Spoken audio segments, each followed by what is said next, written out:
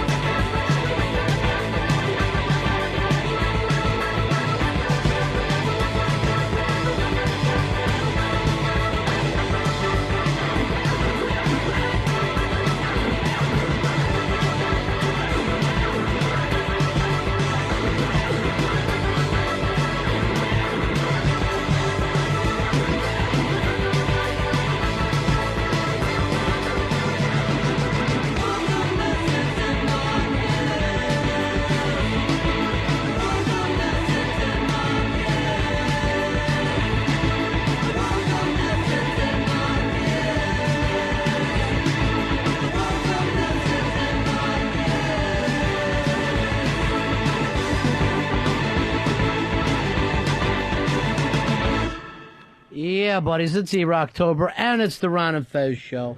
I'm Ron Bennington. There's Fez Watley. Hiya, buddies. Since it is E-Rocktober, Fezzy, as we do every E-Rocktober, and we've done this for many, many years now, our own Pepper Hicks takes us back decade through decade. Now it's the 80s, Fez. You were a child of the 80s, and you remember listening for hours on end to your X album and just loving it. Never had an X album. Don't like them? Actually, I think today's the first day I've heard X. You are kidding me, right? No, not at all. Great band out of Los Angeles, California. Was that actually Ray Manzarek playing the keyboards there? I'm not sure. Because he used to sit in with them sometimes. Am I wrong about that, Earl? I believe so, but I mean, that was like the musicians' band. Yeah. Like musicians always gravitated towards X. Wow. So did the hipsters, Earl. I'm not going to lie to you at all. So did the hipsters. All right, it is the Ron and Fez show.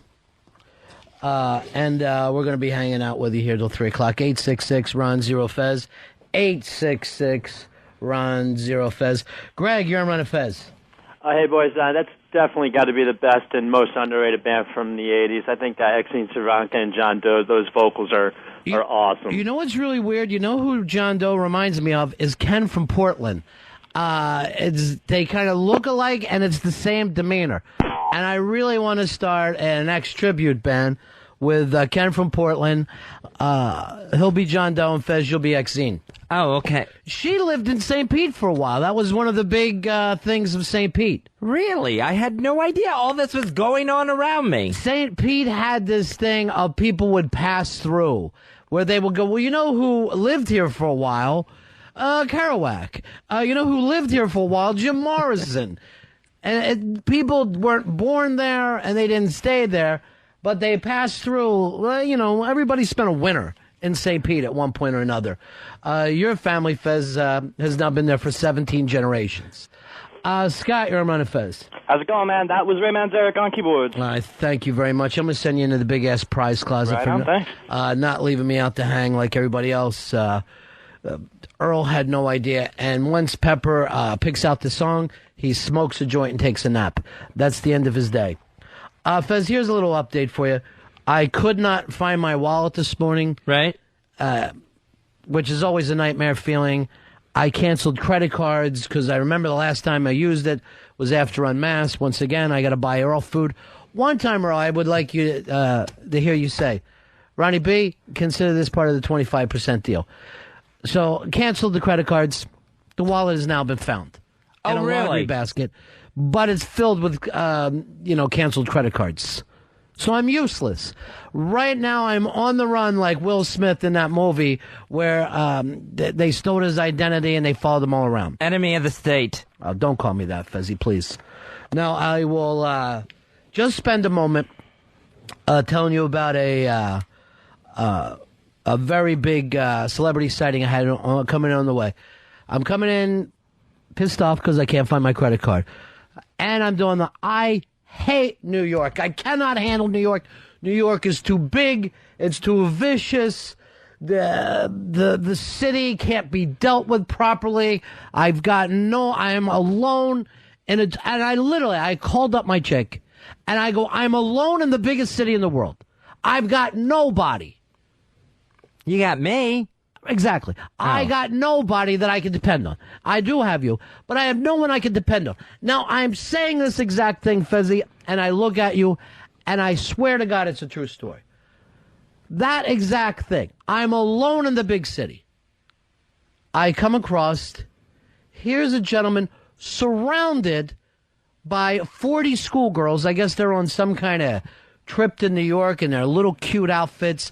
They've got to be 14 or 15 years old. They're wrapped around him, taking a picture, and I'm standing there looking at the Midnight Cowboy. The only other person who knows what it's like to be alone in New York, Fez. That's odd. Was it odd, or was it the universe is saying you're not alone, you're the Midnight Cowboy?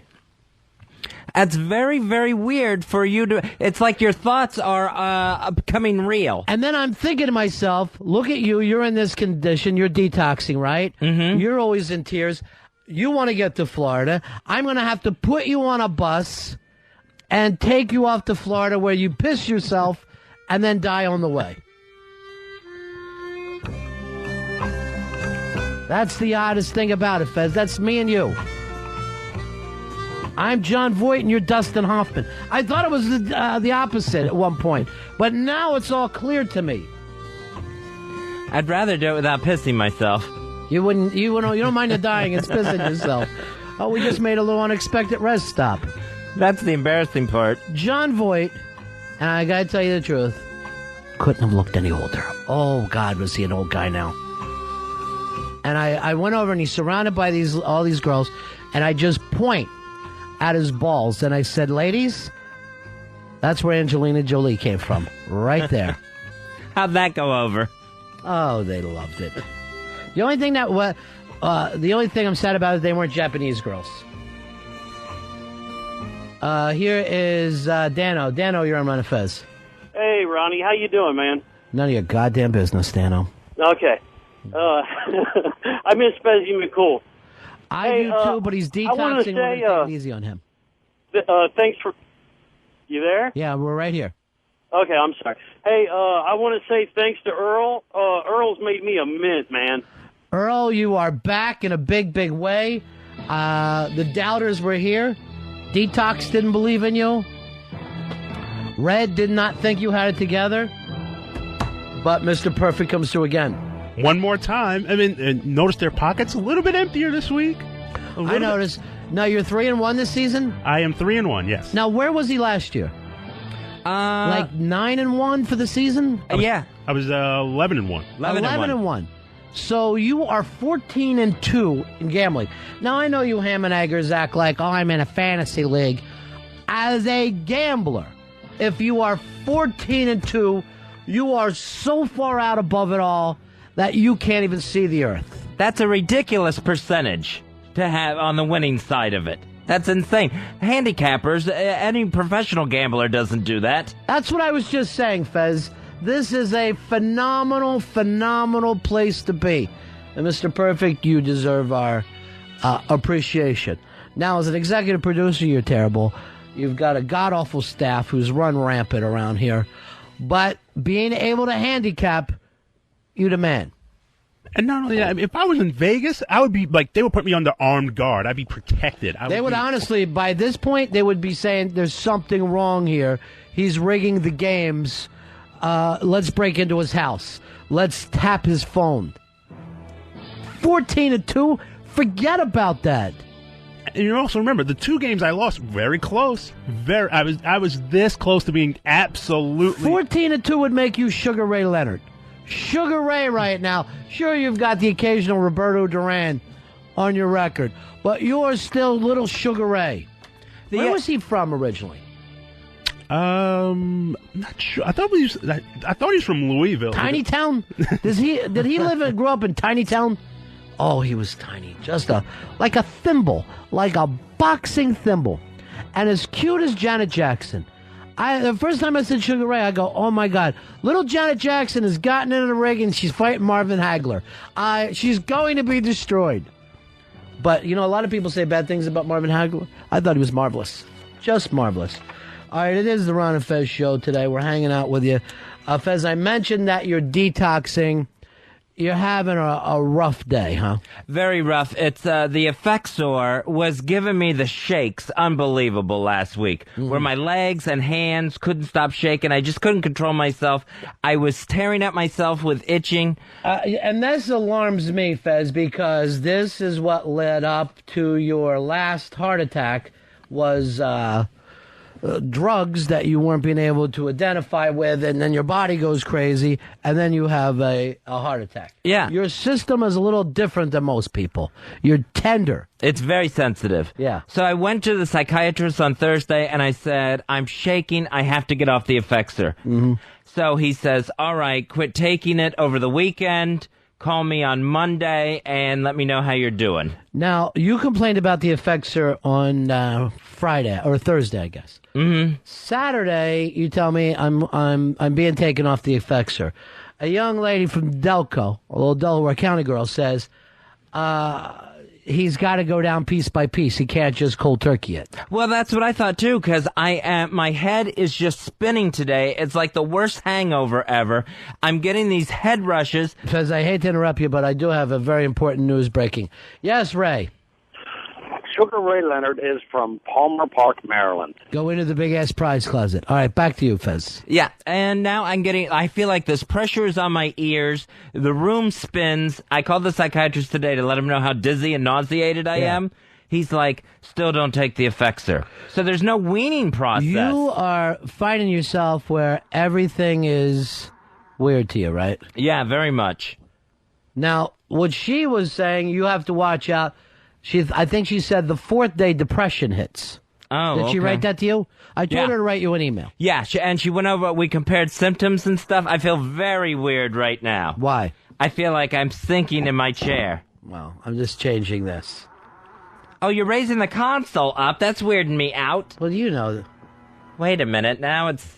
All right, see, it doesn't feel like the desk is going up and down. Mm-hmm. It feels like I'm going up and down. And that doesn't help with the dizziness right now. Why wouldn't they take you off gradually? That's what I asked him that, and he goes, no, just don't. I guess he's worried about all the shaking. Here's Ed. Ed, you're in Ron and Fez. Hey, Ron. Hey, Fezzy. My wife was taking Effexor for about 2.5 years and ended up having a seizure disorder afterwards. Right. They decided that her psychiatrist stated that it was totally from the medication. Now, did this Effexor work on you at all? Because I haven't seen any big differences. Well, you know, the thing that it worked most on, the room is really moving around a lot. We're just getting the table set. The thing that I thought it helped with was the depression. It didn't help me with the anxiety that I wanted it to help me with. High anxiety! But then the week before last, I'm crying every day. Mm-hmm. And then last week, I'm shaking every day. So no, that did nothing. So by the time I got to this point. Now, would you rather have depression or anxiety? I would rather have depression. Earl, what about you? I would rather have anxiety. Really? You like being anxious? I'd rather be anxious than just in this perpetual state of just down and just like everything is so doom and gloom. Kristen, you're on Ron and Fez. Hey, I was on Effexor for about a year, and they made sure to taper me down from that because it was very bad. And even tapering down, I had these head buzzes and Fez. Yeah, I mean, that's a crazy thing, that feeling. No matter what kind of drug you come off of, you've got to limit it down. I mean, I don't care if you're coming off H or cocaine, you got to bring it down. Yeah, I'm still, from coming off coke, I'm still doing 1.5 grams a day as part of my thing of gradually easing myself off of it. All right, you should be weaned by now. Well, I'm weaning a little bit with scotch. Scotch and hookers. Maybe it's because I'm on a low dosage to begin with, and it's like the next step down is none. Maybe you are, your goddamn psychiatrist is an idiot. And you always defend these people. And you're going to find yourself not deal with life. All right. Are you doing this just to scare me or what? Stop. What? You're talking crazy. Your brain is melting, Fez. You're talking crazy for real. Earl. Yes? What's with Fez? I don't know exactly. Fezzy, seriously. This is not helping me. Fezzy, seriously, I'm not even joking. You were just acting so nutty a second ago. All right. I think you're just trying to weird me out more. I'm not weirding you out. Look at me. You weren't even paying attention. It was like you were joking. Robert Fez, what's wrong? Fez, you're trying to pay attention to what I'm talking about. Everyone's trying to freak me out more than I already am. Dave, your eyebrows are on fire. I'm not. Dave can't do the bit properly. I don't know what you're talking about. Bill, you're on the wrong face. Hey, guys, 2975. First. What a dick. He talks regular first, then gives out his number, and then tries to do the slow talk. Oh, God, the listeners stink. All right, it is the Ron and Fez show. So, Fezzy, how long you're coming off this like this? This is like a few days now, like 3 days of coming down. So they said the fourth day you hit the depression, this young lady. Did you email her back? Yeah, I emailed her back, and we kind of went over similar symptoms that we would have. Look who just walked in. It's the baby girl. Come on in, darling. Come on in. I was wasting my time talking with Watley. Don't worry. Don't worry. That bad girl isn't here to hurt you today. I'm not going to let Lily get close to you. She had the best line about Lily. She said Lily's a knuckle dragger. Just an absolute knuckle dragger. I thought that was angel fuck. Well, that said that? Yeah. Yeah, she did. We're all going to be saying it now. One and the same. Yeah, I really don't know where one of you ends and the other one starts. And maybe that's because you're always so closely pushed together. So you were out hanging today with Aunt?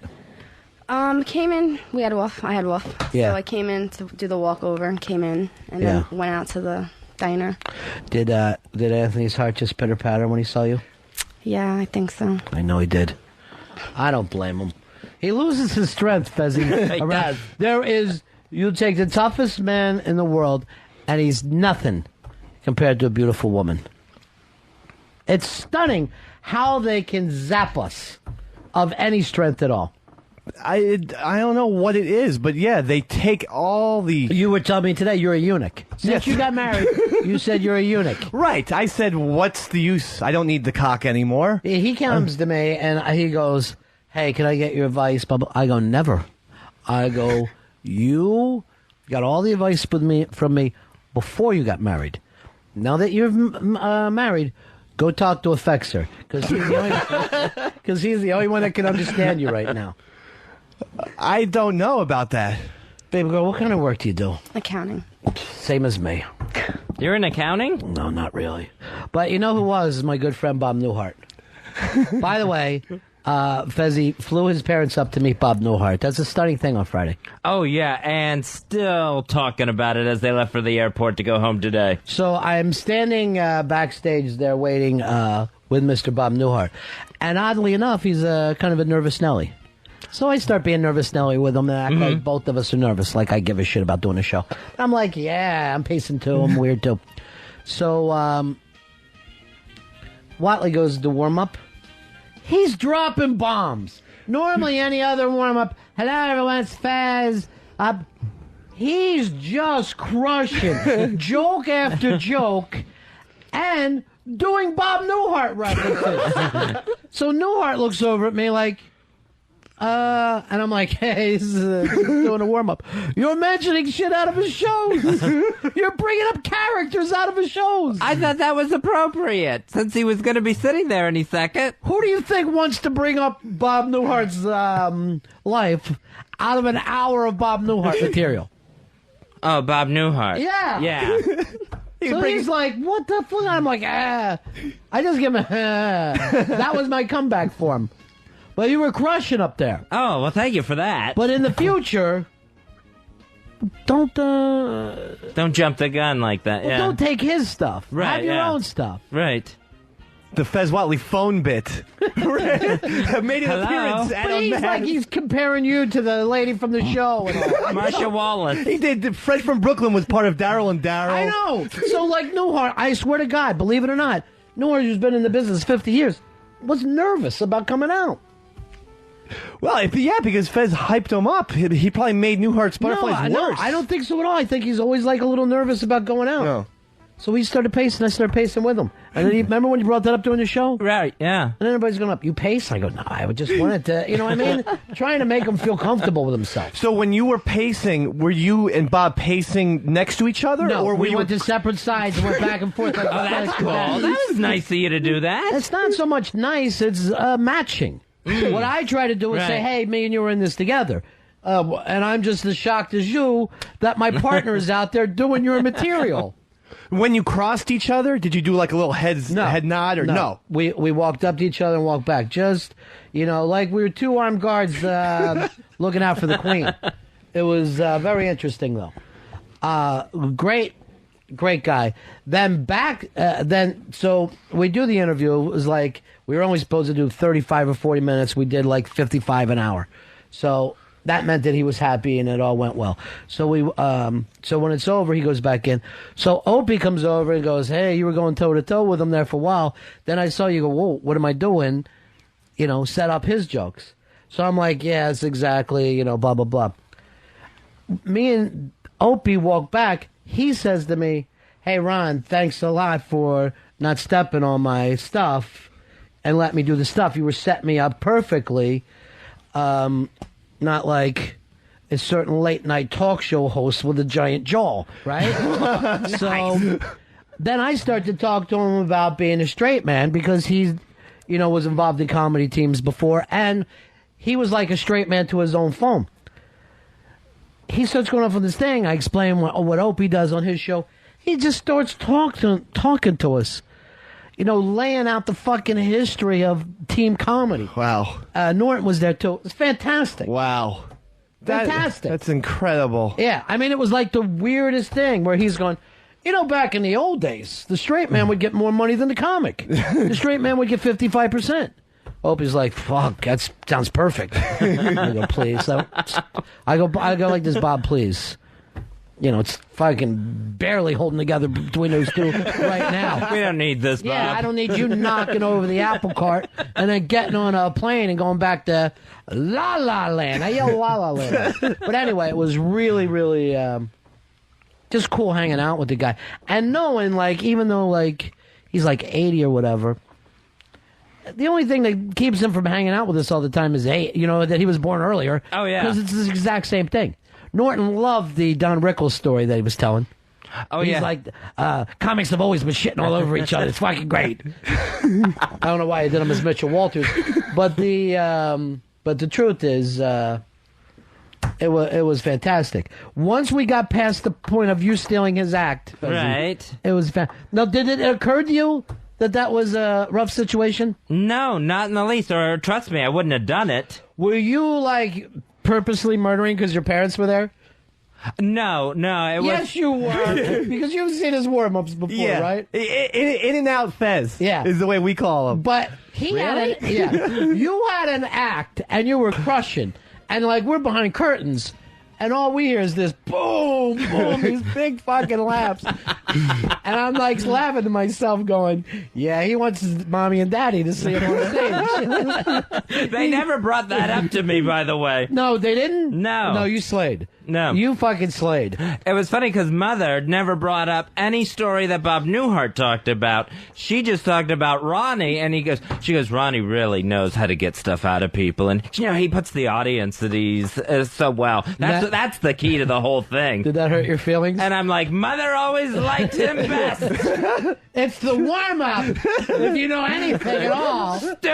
Stupid Mother. All right, and I am not kidding you. Now, a lot of our friends were there at the show, and, you know, a lot of them have never been to the fucking Unmasked before. And, yeah, I'm talking to you, Vinnie Cooper. But now they show up because it's big, famous Bob Newhart. I'm not kidding you, Fezzy. About 20 of our friends came up and said to me, that's the mother the Fez bitches about? This sweet, tiny, darling, elderly woman who couldn't be any nicer to anyone? Oh, yeah, I was getting some of that as well. Fred from Brooklyn said to me, this is Mother? This is Mother? And I'm saying, trust me, she has shrunk, but she was quite the terror in her day. It's impossible. It is impossible. She looked like a cuter Edith Bunker. It's like, how could you get that? She is the dingbat. Yeah. And then Fred was also like, this is the guy who hosed his ass out? Come on. Yes, it is. They reached 3'8". No, I know they were It was like Bilbo Baggins was your dad. It was impossible. Thank you. They're adorable. They were. And, not for nothing, because you're on medication, it proves that all your stories are lies. They are not lies. This all happened. They're just elderly now and can't put up a fight. I don't think they ever could. Your parents look like little salt and pepper shakers that are just adorable. And they see me, oh, Ron, thank you so much. We're meeting Bob Newhart. Our son flew us up here. we've always loved him and gotten along. We've always supported him. Carrying the book. Yeah. The dad was so cute carrying his book. This annoyed me about his dad. So I come in there and Fez has his parents sitting there, and I'm carrying the book in because I have to, sell it during the show. So I'm holding Bob Newhart's book. I shouldn't even be doing this, right? So his dad, before anyone gets let in, Fez has him in there, so he's sitting at an empty table, and he's reading the book, trying to get as much as he could. So I go, oh, you're reading the book. I got one too. I already just finished it. And he goes like this. Yeah, I got the hardback. I go, so what? I got a fucking paperback. What does that make you better than me? And mine, yes. I have a hardback? I go, oh, really? Let me see the hardback because that's really... Oh, there you go. That was the page Newhart had But what signed. does he act like? I can't afford a fucking hardback? Believe me, come over to my house. You'll see tons of fucking hardback books that I own. That was hysterical, though. He has so little in his life, Ronnie. Well, he has a son who lies about him and his wife. That is not true. Here's our friend Fred from Brooklyn. Hey, what's up, guys? Hey, how are you? I pictured a tremendous woman in a muumuu and a big, ferocious dad. Two of the tiniest, cutest people in the world. That this guy couldn't lift a garden hose and spray it at your ass, Fez. Yeah, I don't Not know. now. I don't know what. How little were you then? A foot? I was a child. So, of course, I was when you little. were a child, you had to be the same exact size as them. You can't shrink that much. He was never big. He's a small man. He's a small, delicate, cute little guy. The smiles never came off their face the whole time they were sitting there. The cutest people I've ever seen. And yet Fez has taken this already to be a negative, like he didn't get the love that he expected. Oh, my... Adorable, Fez. You know what? Your I parents... don't want to hear any more Fezatorials about that. I know. Anything Fez says is a lie. And I got that from some of the people who love you the most. They came over to me and go, Roddy B, I can't believe that's Fez's parents all this time we thought his mom was mean. That's bullshit, brother. That is bullshit. I wonder who that could have been who said it. But everybody said that to me, and I was cracking up because how many times have I told you, Fez? You've blown these stories out of proportion. Yes, you've told me, yeah. And nothing that you say matches up with reality. All I know is that these stories are absolutely true. That, and here's the thing. That woman, mother, that cute little old lady everyone saw that everyone's in love with now, she's a church secretary. Why is the room moving again? It's really screwing with my detox feelings. Detox. But she went home and she works as a church secretary.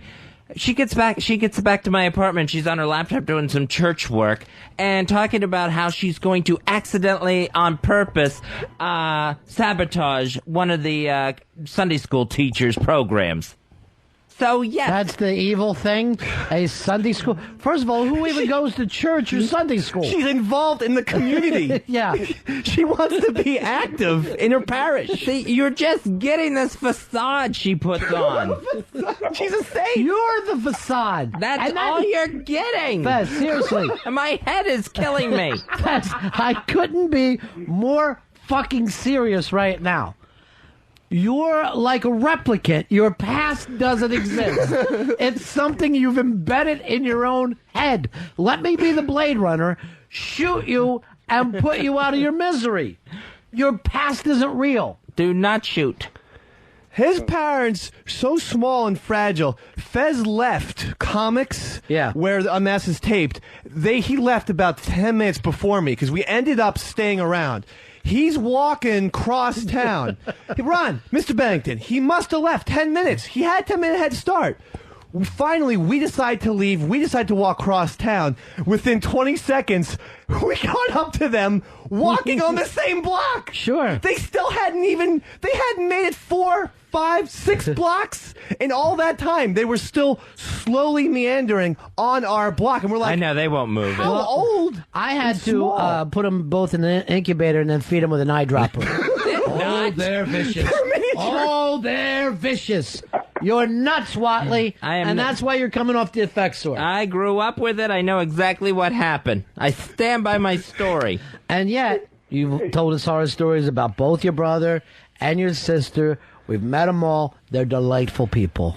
Nice as butter, those people. All of them. And the tiny little steps the parents were taking was like dwarf. I mean, the guy was just tiny. Small.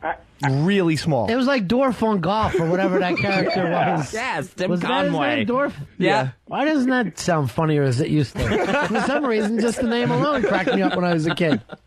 Yeah, thanks, Fred. And You thanks got for it, knocking Fred. over your flask. Hey, I didn't do anything. Well, then why was Newhart pointing at you? Oh, sure. He's running. I found out who it was. Who was it? Frenchie. Of course. She looked wonderful, didn't she? I was so glad to see Frenchie.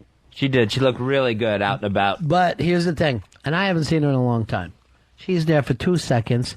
I turn around, and she's got a hold of Angel Fuck's ass. Just squeezing away. She'll never change. Baby girl, how's everything coming with you guys? With you and AF? We're getting through it. Are you? Yeah. You getting back together? Yeah. I hate to see you with other women. Me too. Drives me nuts. You know what? Here's the thing. If I was with you, you could be with as many women as you wanted. But I would not even let you look at a guy, no matter what they did. But I would say, half the planet you can have sex with. Half the planet. Is that so tough? These are rules that you can't live with? John, you're on Ron and Fez. Hey, buddies. Yeah. Hi, y'all. Listen, I think this Cane Pole Gang story now is just a big tall tale. I think everything Watley has ever told us, including detoxing. I don't think you're coming off any drug. I think you haven't gotten candy yet this week. Why would I make up a story about being beat up by two shirtless boys in cut-off dungarees where they threw my bike in the ditch? If I was going to make it up, I would have beaten them up. Why do you tell so many stories, though? And nothing that we've ever seen can be traced back. What is wrong with you? They're very vivid memories in my mind. But we've met your parents. Yes. These things that you say couldn't have happened. Yes, you met the 07 version of them. You might as well say, one time I was shot with a jelly donut. It just doesn't, what you say doesn't make any sense at all. And he's talking like older people can't still be mean. You know, but I mean, how many times have you encountered a woman who's 80 years old who's an absolute all bitch? the time. It's just because they get old doesn't mean people's whole personalities change. Yeah. And Fez's mom sees me. She hugs me. She says that I'm in her prayers every day, and so is my family. Now, let me tell you this. Fez's mom has enough to worry about without doing the extra prayer time for Ronnie B's family. And I think to myself, you sweet, wonderful person. I wish I had a Nobel Prize for you. And I'm sorry the disappointment and disrespect that your son has grown up with. I would give you a Nobel Prize if that woman does say a prayer every day. At all. You think she lied about praying for me and my family? I think she lied about praying in general.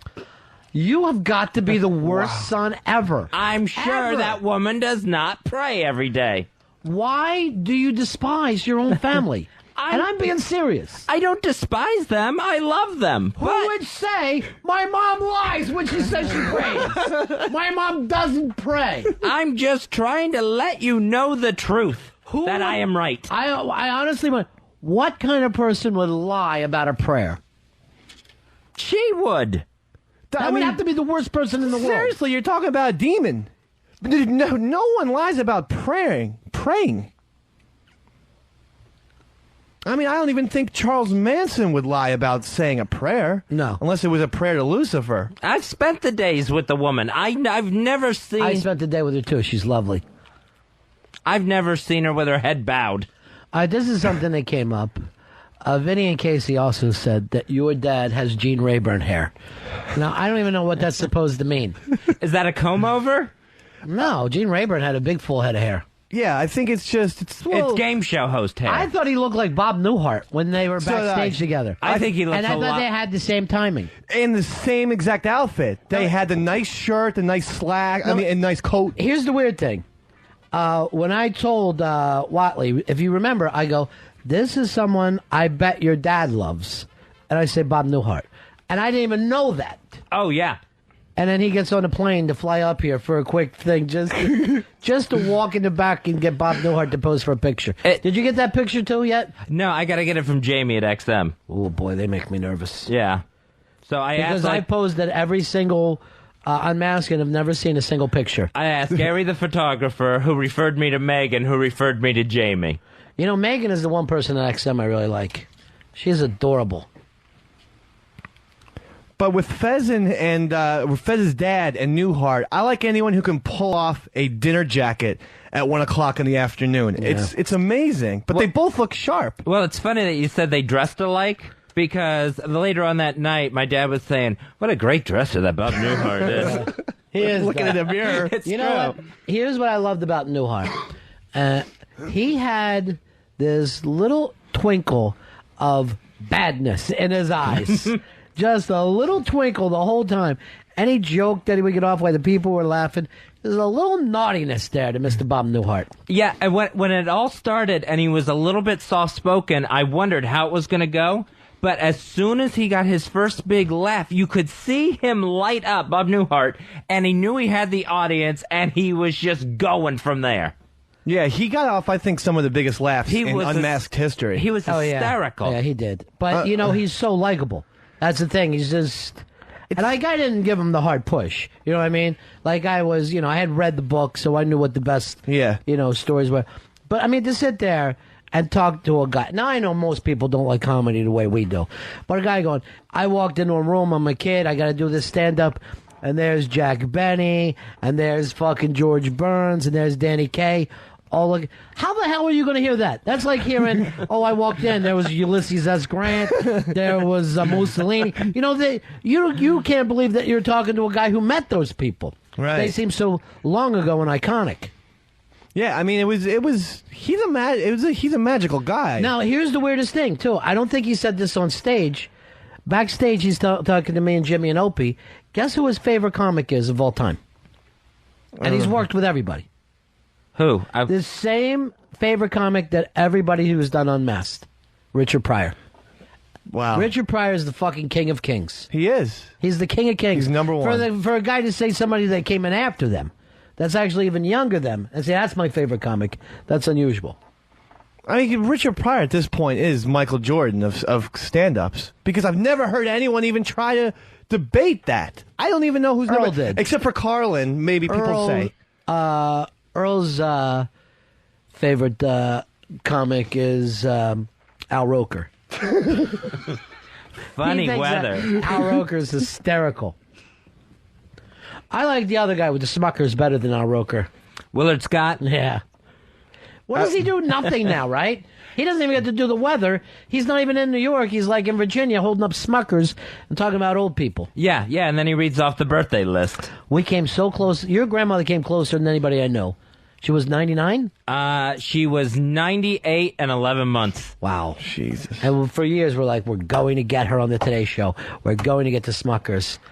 She just couldn't finish it. It's too bad. I know. Really wanted that. And by the way, that's why I'll never forgive Greg Gumbel for what he said about Willard Scott. Remember when he had that email and he called Willard Scott, lazy? He's right. The guy does nothing but have jelly and talk about old people. Well, you don't have to point it out. You don't have to make Willard Scott feel bad. Greg Gumbel, you couldn't have been more right. That's bullshit. What an egotistical asshole thing. What does he do? He hosts Real Sports. No, not then he didn't. He had the Today Show. That's like me going, Dave stinks. I have every right to I have every right to say that. Right. But it's just to expose. You could say you stink in the office. Strawberry jam. I'm really, really dizzy. So sweet. All right, Fez, you're a giant liar, and we'll move on from there. Gigantic liar. Now, I had a spy report over the weekend. Spy report. Spy report. About East Side Dave and a little problem you got with somebody listening in. I heard a story about you playing with some children. Yes. At a party. Okay. And then, as the children leave, you badmouth them. It didn't come across like that. Here's the way I heard it. Here's the way I heard. Are you willing to be honest? I am. Yeah. And I understand where you might get that view, but I think it happened a little differently. Here's the way I heard it. You come over, and now children are attracted to Eastside Dave. Yeah. They want to play to Eastside Dave. Number one, because you remind them of their own past. You look like a sperm. So they're like, oh, I remember other sperm. I could go swim with that tadpole. Yeah. But you have a look like someone hired you. Yeah.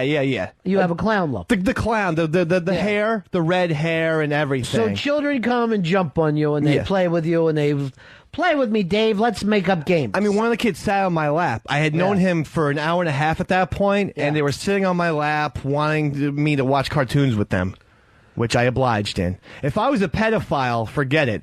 I'd be able to get whoever I want. I mean, I'm not saying I am. What man would even say that? Wow. I'm just saying. Yeah. That's very wrong. I'm just saying. Why would you want to be a pedophile? No.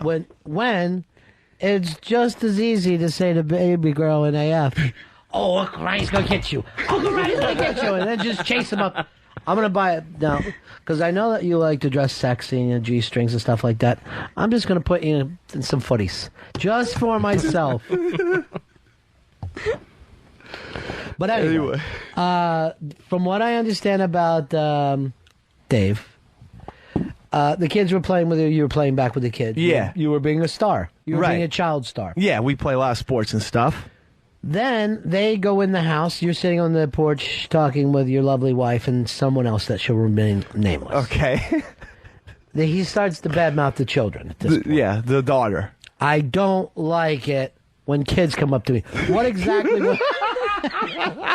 I don't feel comfortable with this. I have to fake along that this is fun. Is that the things that you were saying? Essentially, Mr. Bennington, but I like to play sports with them and this and that. Now, I felt like I had given them a solid 2 hours of my time. Sure. We go in on the porch, as you explained, where I didn't think the little girl was listening.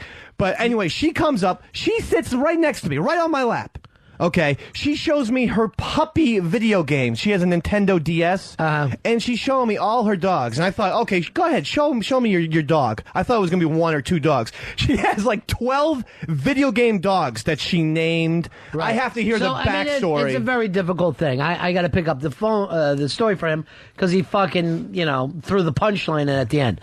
So he's saying afterwards, you're saying to the other people, I hate this. I don't believe I have to do things like this, correct? Correct. I don't like when little kids come to me and want me to be their friends. They're hideous. Yeah. They're stupid little children. Now, any of us would say this. Yeah. I don't like this. Little does he know, there's an open window, and the little girl was standing right there. Oh. She starts to bawl her little eyes out, runs upstairs, flops on a bed, and is crushed because the clown badmouthed her. Right. Well, yeah. So she heard me saying, I don't want to play this video game with this girl. I'm not interested in the puppies. I've given her the time. Why do I have to keep playing? Enough's enough. I'm not your parent. I'm not. Who is the parent? Her parent was Kelhoff and her great husband, Matt, who's from Pal Talk. So Matt and Kelhoff, they bring these kids here. They let them run wild. Yeah. You are suddenly a babysitter, clown when you didn't even want to be. Right. And then the little kid eavesdrops and hears the truth. I mean, for crying out loud, have some respect. Don't eavesdrop, and don't get upset. So what do you do when the kid runs upstairs crying? When the kid ran upstairs upset, I had to go up and smooth things over. Mm-hmm. I had to say, no, I was making fun of my wife for not understanding your puppy game. Right. And like she's the stupid one. Yeah. You're not the stupid, ugly little girl. My wife is. I was saying. You're not the hideous preteen. I call my wife a hideous preteen, not you. Yeah, my worst cover up ever. You would have to be a kid to fall for this. My defense made no sense whatsoever. Yeah. I'm like, my wife didn't get the puppy game, and she doesn't understand how cool it is. So when I was talking about that, I was actually insulting her. I literally used the word insulting, too. Like I'm an asshole because I didn't know what I was doing. And I don't think she bought it. She did come down, but the connection was not the same. Right. A lot of times the kid will act like, all right, my dad had the flu. That's why he threw up at my party. And he'll act like, but in the back of his mind, he knows his dad's an alcoholic. Kids will put a very thin shell over anything. Yeah. But you've crushed this child. Right. I feel really bad about that. But, at the same time, if you take it back to the parents. Who would let their kid play with you? Well, I mean, that's like letting your kid play with a pit bull. Right. I don't know. Rabies. I feel like with sports and wiffle ball, I'm very fun to play with. You throw at them. Yeah. You try to knock them down. I got to toughen them up somehow. Yeah, well, I don't want you to. And I'll say this, too. When we were playing wiffle ball, I had to give the kids batting tips.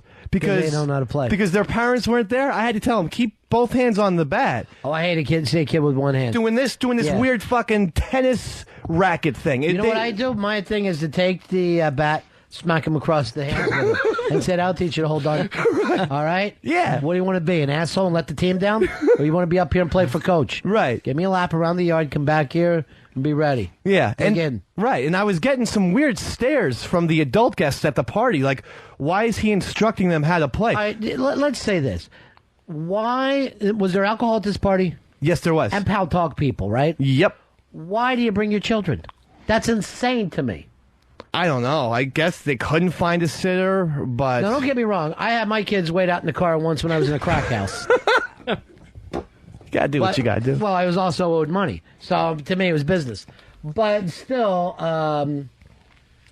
it's a very strange thing to do that. And why is the window left open for people to hear what's being said? I mean, come on, you gotta have good supervision over your kids. She shouldn't be spying on me. Yeah, I know. Children that aren't your own are just hideous. I don't know why anyone doesn't realize that. They're so loud after a while. I think like I can hang out with kids for 2 or 3 hours. But when I want to sit on the couch, watch the Yankee game, which I had to watch on mute while Mike Kaka played crazy Greek music in the background. Please don't tell me this. It was the weirdest thing. Yeah, I had to watch the sports on mute, and then... Why do you hang out with those people when you hate them so? I love them. I love them. But I meant last week you did. Last week you hated them. Right. Here is our buddy Stryker. Hello, Stryker. Hey, buddy. Baby fuck card holder number 11. Just stand behind me. Hey, I got a celebrity spy report of a celebrity who's a real asshole. Spy report. They are filming a Eddie Murphy movie in Denver, and Thursday evening I got to see Eddie Murphy, and I just walked up to him and said hello to him and said I was a big fan, and he was just the rudest asshole in the world. Now, was he about to shoot a scene or something? No, they were like on about a 45-minute break. You know, now I don't know Eddie. I know some people who know him and say that he's the strangest guy that they've ever met. But I can't believe that the guy's still making hit comedies after 25 years. Now, I'm not saying he does anything other than makes hit comedies, but he's had the longest run of anyone I've ever known. Now, Jeff Garland tells me that he's amazingly funny. He brings that up in a mess. He goes, you cannot find really anyone on the funny. planet. They were on about a 45-minute break, and he was talking to people and making jokes, and I just kind of walked up. I was standing there, and people walked away, and I just walked up and said, hey, I think you're great. I've loved your movie. And he said, yeah, if he's already interacting and being funny, why couldn't you just stand back and kind of dig on it a little bit? Why did you have to jump in and say, I love your movies? I don't know. I mean, it's not an original thing. That's like saying to Dave, and what movies of his do you love? I'm sorry? What movies do you love? 48 Hours? I mean, we're going back a ways down. Yeah, I know. I mean, since 48 Hours, have you ever loved an Eddie Murphy movie? No, I kind of pass on the Clumps, the Haunted Mansions, and but the Dr. hits. Dolittle. I mean, not to us, but children go out and see him. Kell's kids are there constantly. I thought Bowfinger was all right. You got to be kidding me. Please, tell me you're kidding. I thought it was all right. This is why you can't be funny on the air. I'm not saying... saying... This is the problem with you. I'm not saying it was great. This is why kids hate you. They don't hate me. The best part about the kids was then finally I thought of a great thing. Sheepy came in to go to the bathroom, and I said, oh, you know what'd be fun? Go attack Sheepy. And 3 kids went right on him, and he timbered like a giant tree. Yeah, because he had a hard-on fucking dragging him down. You know, but... No, I told you today, me and the Midnight Cowboy, he's surrounded by little 14-year-old girls. He's in heaven. What am I going to do? Go walking up to him? Hey, remember in Coming Home when you were in a wheelchair? I mean, what the fuck? Why can't I be just like cool enough? I saw the Midnight Cowboy. I saw John Voight. I'm standing next to him and a bunch of little... why do these little girls know him, Fez? I would have no idea what their connection is. I can't imagine one. Maybe it's, what's a big, Varsity Blues? He played the coach. Varsity Blues, these girls were 14. They would have had to have been 7 and in the wrong sex to care about Varsity Blues. Were they American girls? Yeah. Okay. I thought why do you got to get ethnic about everything? I thought maybe they were from a country that just got some sort of John Voight movie. Well, it doesn't even make sense. Where you're going with this doesn't even make sense. Here's Martin. Martin, how are you, buddy? I'm doing good. Good. Yeah, I was just going to ask Dave how awkward he felt when he got aroused playing that doggy game around all those little girls.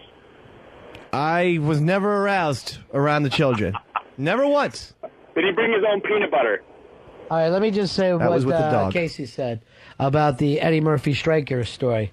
That's funny because Stryker is a fucking asshole to everyone. So whatever. Gets what he deserves. I'm going to start doing my own board gossip. Guess there's a problem there. Baby girl, you happy today? Yes. Are you? Yes. Where's your little girlfriend today? I heard she was with you earlier. No. I think she might be on her way. Are you teasing me? It was supposed to be a surprise. Oh, and then you gave it away? Yeah. Is there going to be like a little show here today? I don't know. She was very nervous about that. Why would she be nervous? I don't know. This is her world. Whatever she needs. I'm not Dave. I don't make people feel uncomfortable. I think I'm just trying to play. Playing is uncomfortable? Yeah, you are. Playing with people? Especially when you badmouth them afterwards. Why you and your wife always got to fight with Stryker? Boy, you are the battling Bickersons. You take on all comers. Here's Ren, you're on Fez. Hi, I love you guys. Yeah. I have 4XM radios. Thanks. I'm calling because the movie that they all know him from is the movie Holes, Holes, with Sigourney Weaver. Big ass prize closet. Here's Dave. Dave, you're on Fez. Hey, buddies, 22189. Hey, brother. John Voight was in the summer blockbuster The Transformers. Thank you. All these things, big ass prize closet for you too. All these things make sense. Not the fact that they were Chinese and someone withheld Midnight Cowboy for 35 years till it got there. You know what I said to him? I said, you know where you ought to go where the sun keeps shining through the pouring rain? Go where the weather suits your clothes. He really loved hearing that. And I pointed at his penis and I said, girls, that's where Angelina Jolie came from, right out of there. Shot right out of there like a rocket. Great man. Great actor. Is he a great man? Because he pretends he's in Transformers? Yeah, he pretends that cars turn into robots? I don't know if being an actor makes you a great man.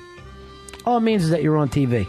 Well, I think that a lot of leaders are great actors. So I'm basically switching it up and saying great actors could be great leaders. Give me a great leader. Are you saying that Reagan was a great actor?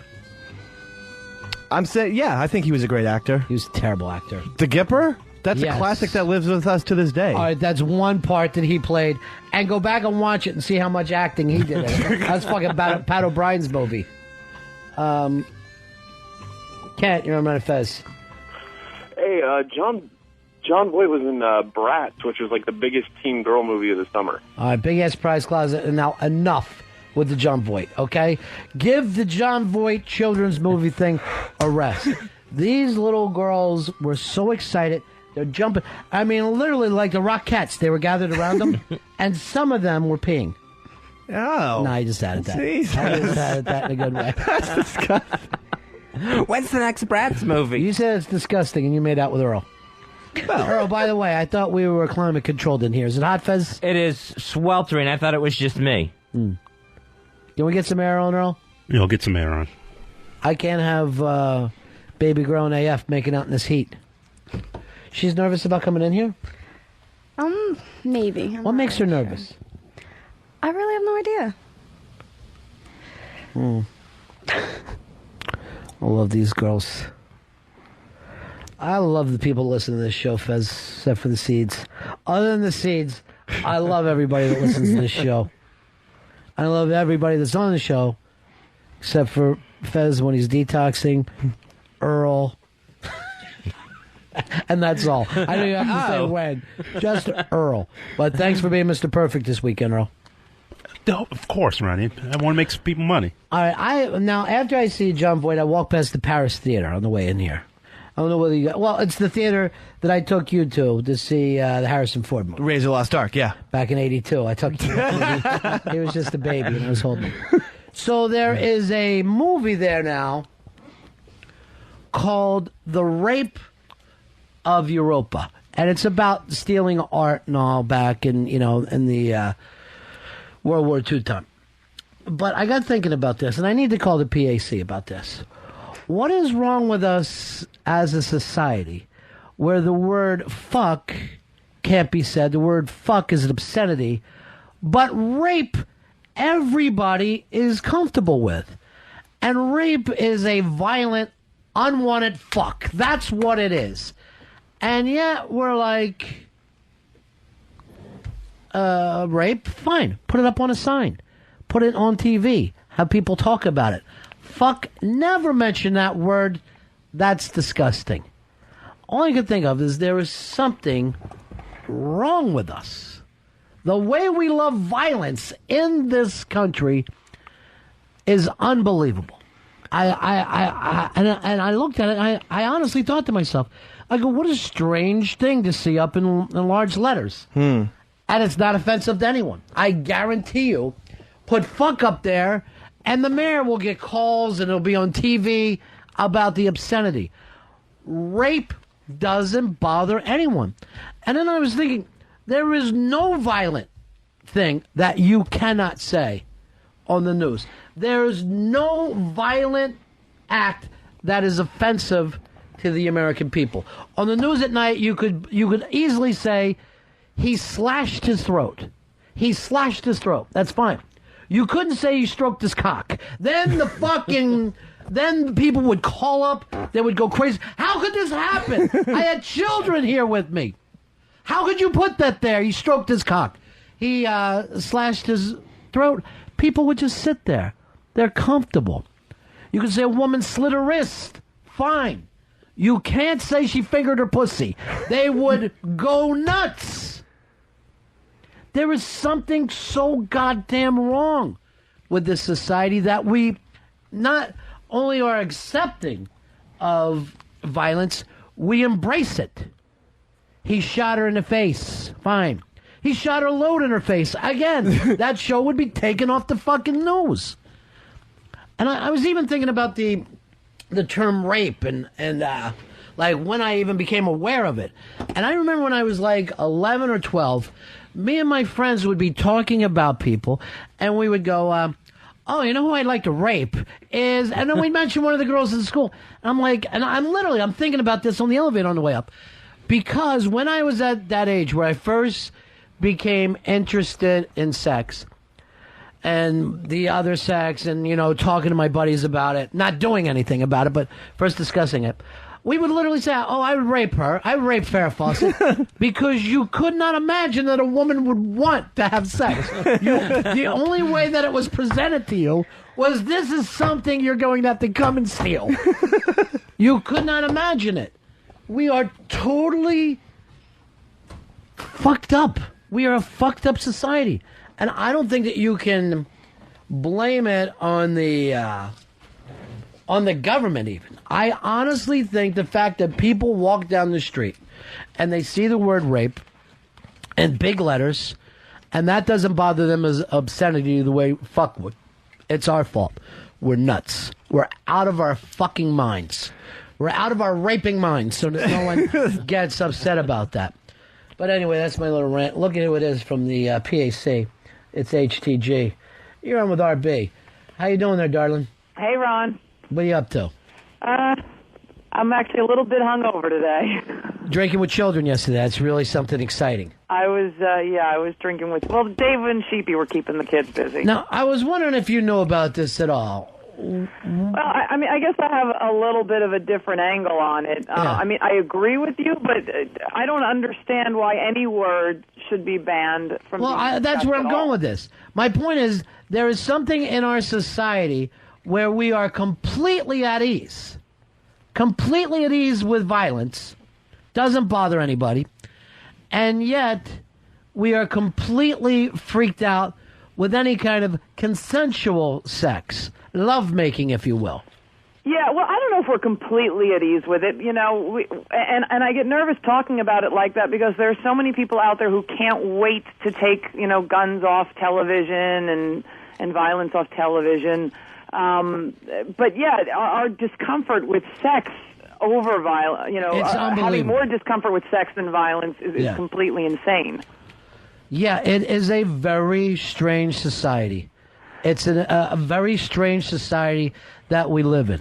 And I know that God said he wouldn't do it a second time, but it's time for another flood. It's time for... I never want you to have to go back on your word, but flood this place. What are you guys working on lately? Do you know, Deb, is there any big story out there? There's not. I mean, the big stories were all last week. This week is a quiet week, which is a good thing. We don't want to have something to talk about every week. I think we're out of our minds. But the word "fuck" really bothers me because you could replace it with any other word and mean the same thing, and it doesn't actually mean anything. Right. So I don't know what the obsession was. And you're right, rape is much more harmful. But, you got to be able to talk about everything, Ron. No, I understand, and I am not trying to even get rid of the word rape. But it just amazed me that word is not offensive to people. And only because they haven't been told. If they were told, hey, here's the new word to rape, we all hate that. Like little lemmings, they would fall in the fucking line when they go outside to smoke. And they let everybody tell them what to do.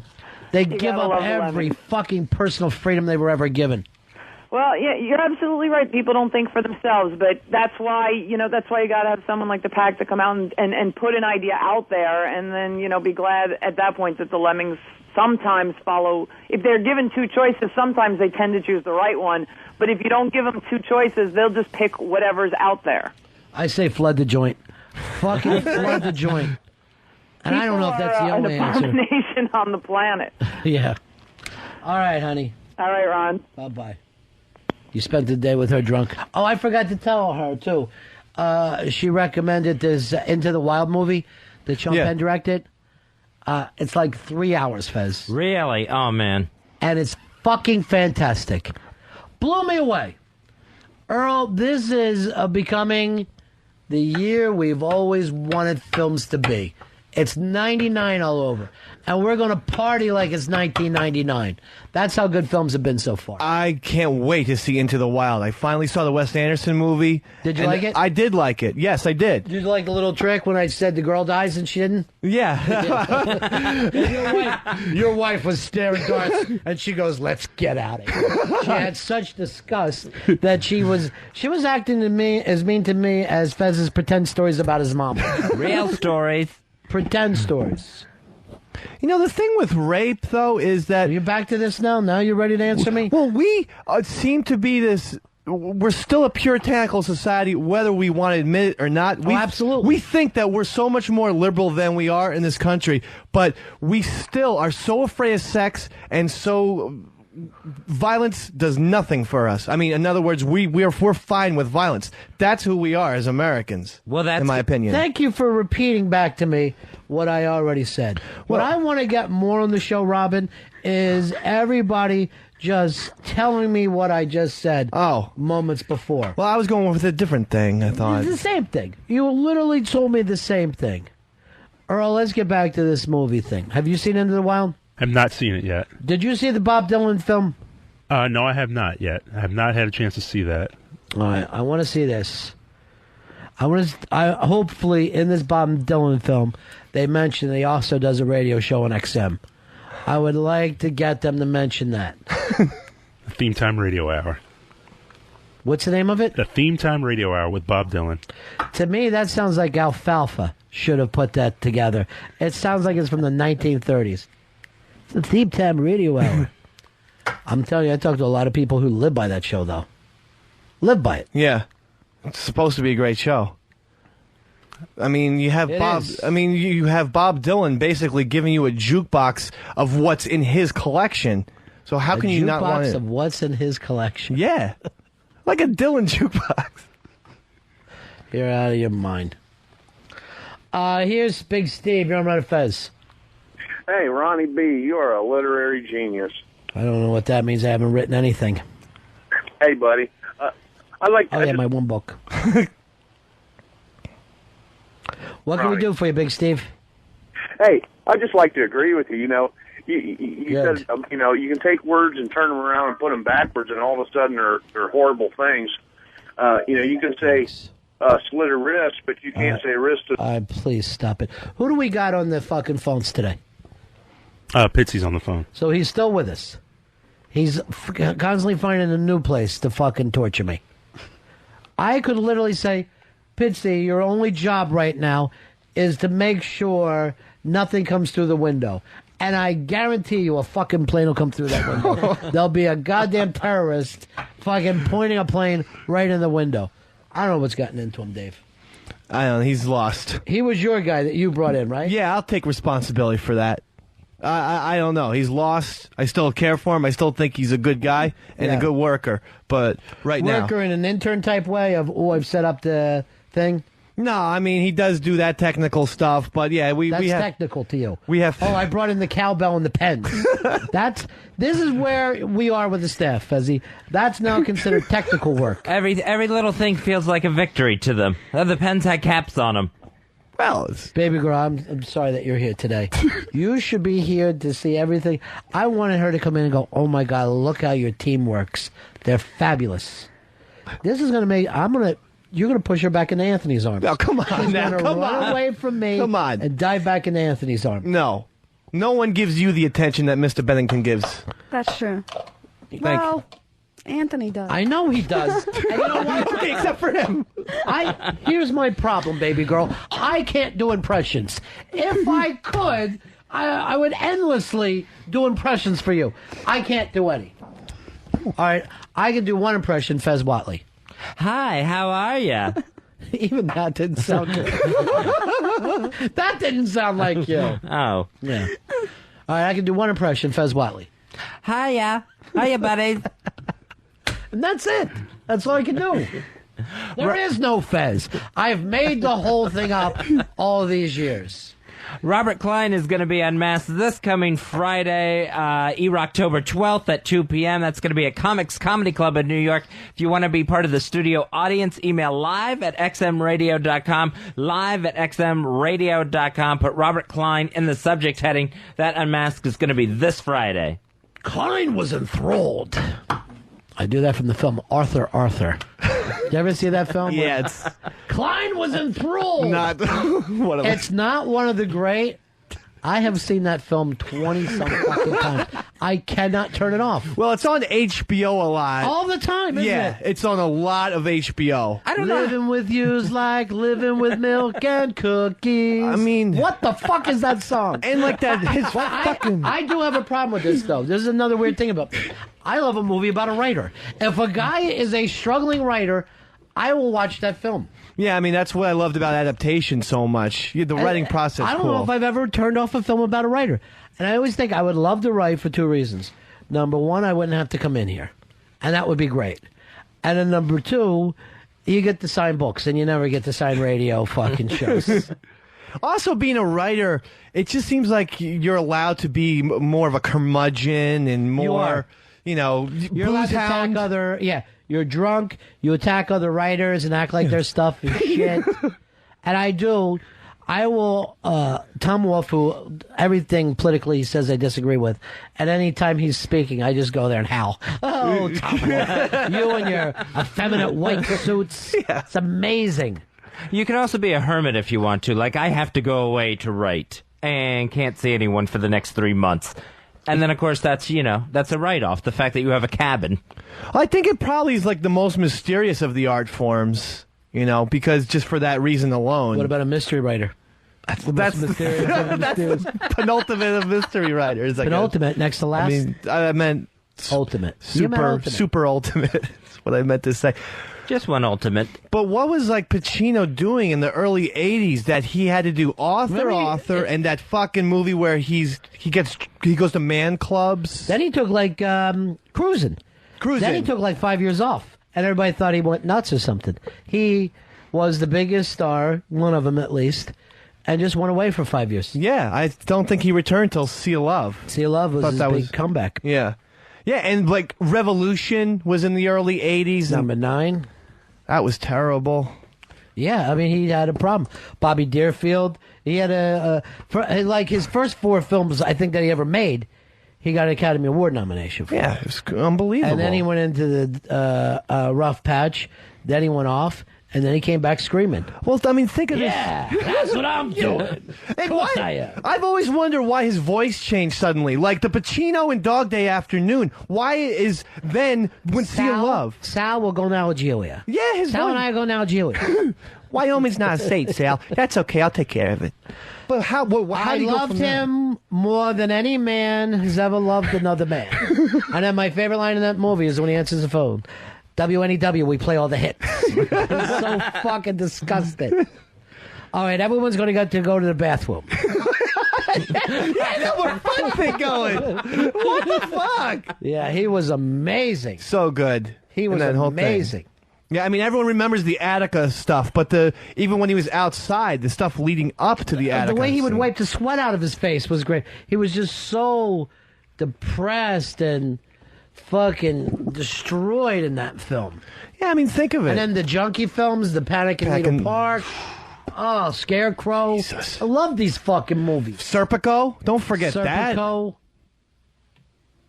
Where he worked with a beard. Amazing.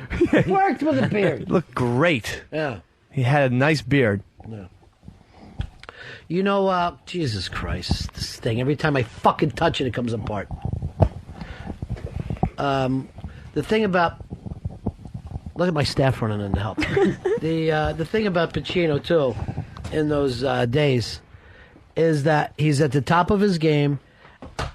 Who else has a job where you could take 5 years off? When you're like, what, 30, 35, yeah. 38 at the oldest? I need some time to myself. I'm going to go away.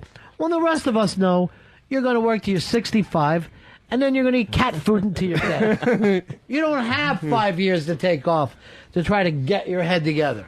You don't think I needed time to get my head together? Baby girl, I don't know if this is going to make you like me even more, but I've suffered. I have seen pain. Why? Please, honey. Sometimes the poet must suffer for his art. That's the way I take it. Let's get that top off you. Normally that would work if these guys weren't here.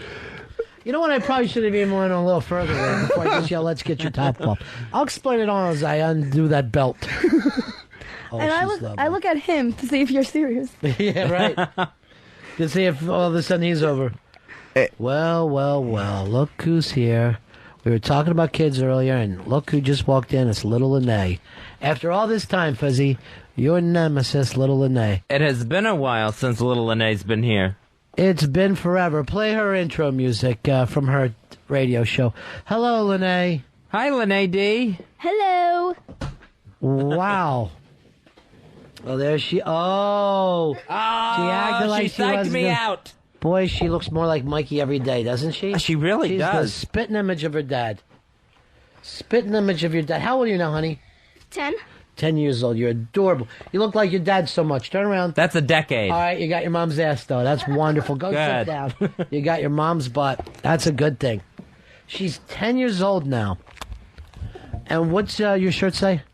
What? What's your shirt say? Always up to no good. And it's a Bobby Jack little shirt. And then I don't know what that means, a Bobby Jack. it's like a little monkey who gets always into a little trouble. Oh, I didn't know about it. Did you know about Bobby Jack? No. Is that Hello Kitty? No. Oh, then no.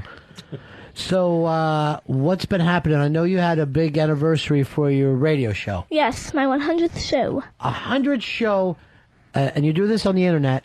She's done 100 shows now, Fez, and never had a listener. And I think that's great, Lene, because you don't give up.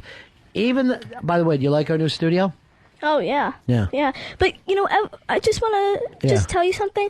Ever since you've been to this, new studio thing, I've always, heard the, overall volume a little bit low. A little So low? it's a little low? Yeah, Earl, we're a little low here. Yeah. The overall volume. Yeah, overall volume. Exactly. What do you think of that, Earl?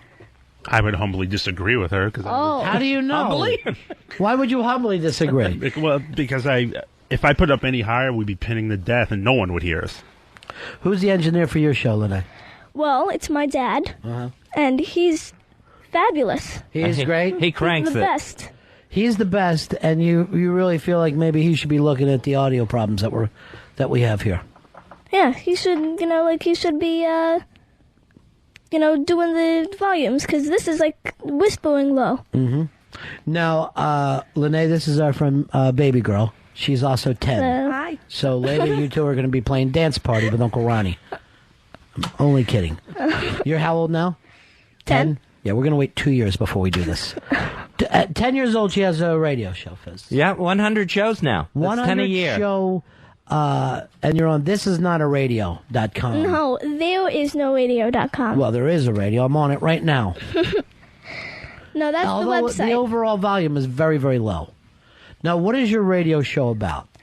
Well, I know that you put down minorities. Someone told me you're like a shock jock, and you attack Polish people and Jewish people. And who else do you attack? Oh, Greeks. Oh, no. Oh, you are Greek. I'm half Greek. Oh, you're half Greek. Oh, what is it? Which half? You been in an accident? Something else? What's the rest of you? Well, my grandma, so my mom is, European a bit. Little European? So I'm like a stew, because I have, Greek blood in me, then I have, Transylvanian blood in me, and Oh, so then... you think you're a vampire? No, I don't think Well, that you I'm said a vampire. Transylvanian. But, no, my Do not grandfather... bite us. My You can bite a little grandfather bit. is Transylvanian, Uh-huh. so... Grandpa And- Dracula. And then your dad used to go to a lot of midnight movie things, too. Dress up for it. What do you mean? Well, there was a thing back when your dad was younger where you would put on a pair of panties and go to a show and act like you're singing along. He loved it. Do you think Baby Girl is pretty? Yes. Okay. I think it's fine. You're 10 years old. You're starting to wonder about things. Maybe you're not. Maybe you like girls. Let me tell you something. You'll still be accepted by us. Actually, there's actually two things that I want to say. Okay. Number one, Mm-hmm. Jonah Bobo knows the love of my dreams. In Zathura, the big brother, his name is Josh Hutcherson. I have Yeah. photos right here in my bag. I love him. And now I need Jonah Bobo to contact me to give me Josh's number. I think we could do that. Why don't you get a hold of the Bobos? All right, I'll get a hold of the Bobos. Why didn't you 'Cause do that before? Because you guys were going to have a play date together, right? Yeah. What happened, Fez? Yeah, I didn't want to get the two families together. Why? I thought it was too much. Why would it be too much, though? It was too much for me. Not too much for you. Well, too much how? Because, you wouldn't be involved with it. Yeah, I know. It would have nothing to do with I would you. still be involved in it. Trust me. She wanted Because to then meet- I would get calls from Jonah's mom and calls from your dad. I didn't want to do all the work. Yeah, but What saying are you what? talking about? Two children playing together. What could be sweeter? In case it didn't work out, I didn't want one side to have hurt feelings and then me have to deal with But you're it. having what if thoughts, and that's very bad. What is for he you. having? What if thoughts? Oh, what if thoughts? Negative Yeah. thinking, right? Negative thinking. But what Stinking if there's thinking. positive thinking? You don't have positive thinking right now with this. She's very True. right about that. Give me your phone and I'll get the number and give it to her. I'll get the number and give it to her. No, I don't think that phone number's in my phone. I know it is. No, I don't think it's in there. It's under Bowen and repeat it. All right, so you're in love with this little boy. Yes. You're not in love with Jonah Bobo anymore. I wasn't in love with Jonah Bobo. We were just friends. Yeah. But if you had to be with a girl, would it be Baby Girl? I don't know. But if you wanted to just try. Because you're, how old now? 10? 10, yes. That's Right. what I always consider the experimental age. When you're like, what am I really? Should I try some different things? You know, have you had a drink yet? No. Smoke well, cigarettes? No. Pot? No. Coke? No. Coca-Cola. No, not a cola, honey. Cocaine.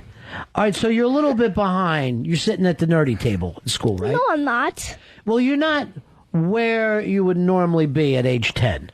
I'm not saying I was more advanced with you, but when I was 10 years old, I had a penis. So I was already, Fezzy, on the cutting edge of what was happening. Smarter.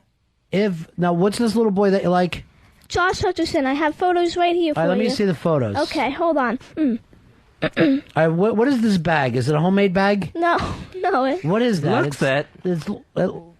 What's the bag say on it? Well, it has several things. Yeah. It has Lucky Oops Electric. Lucky boy. What? Huh? All right, honey, you're not going to get a boy with a bag like that. It's not going to happen to you. All right, this is the kid. Now, he was the big brother in Sathora? Yeah, when he was younger. Was he the kid in Little Manhattan? Yes. Yeah. And from Firehouse Dog and Bridge to Tobithia. All right, I didn't see those other two, but I love the Little Manhattan. I thought that was hysterical. And he's Pop Star. What is this magazine called, Pop Star? Yes. See, I didn't know that they still had magazines like Tiger Beat, Fez. Oh, they do, yes. They actually have the magazine called Tiger Beat? Uh-huh. I have tons of them. I remember these when I was a little kid, that the girls would have them at school, but... and then you've drawn little hearts all around. Yeah. Yeah. I'm just going to... What's this boy's name? Josh Hutcherson. I'm going to write down... I'm going to sign it for you. And I'm going to write, Lene, you'll never get me. You live in a dream world. Josh Hutcherson. Oh, that's nice. You go home with an autograph. Yeah. And then I'll just write... I'm just going to give him buck teeth. No. Because I always like to do that. All right, who else? Justin Chatwin is on the back. He's on the hottie alert. No. Who is he? Do you know, Fez? Oh, No. We played the son in War of the Worlds, it says here.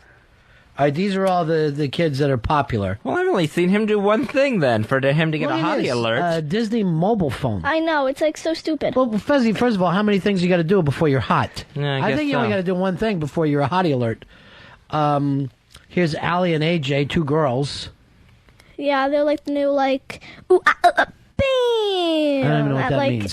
Do they have a show? Wait a minute, this is a band I like, McFly. Oh, yeah. I told my friend about Moby, and then all of a sudden she came up with this name McFly. Mm-hmm. And then all of a sudden I'm like, wait a second, if she was talking about McFly, it was like a whole, little... Here's the thing here, too. When boys have a little pop band, they leap. They do a lot of jumping, don't they? They're always jumping for their pictures. So when did you fall in love with this boy? He's older than you, right? Yeah, he's gonna turn actually 15, I think. All right, so he's ready to do the wild thing. 12. I think he's ready to do the wild thing. So are you stalking him? No. Baby girl, how old were you the first time you kissed a boy? Do you remember? No, I don't really remember. Was it against your... Probably around 12. And it was a bad uncle? Yeah. Do you think you'll be ready to kiss in 2 years? I don't know. Are you ready to kiss now? No. Do you ever kiss the back of your hand and pretend?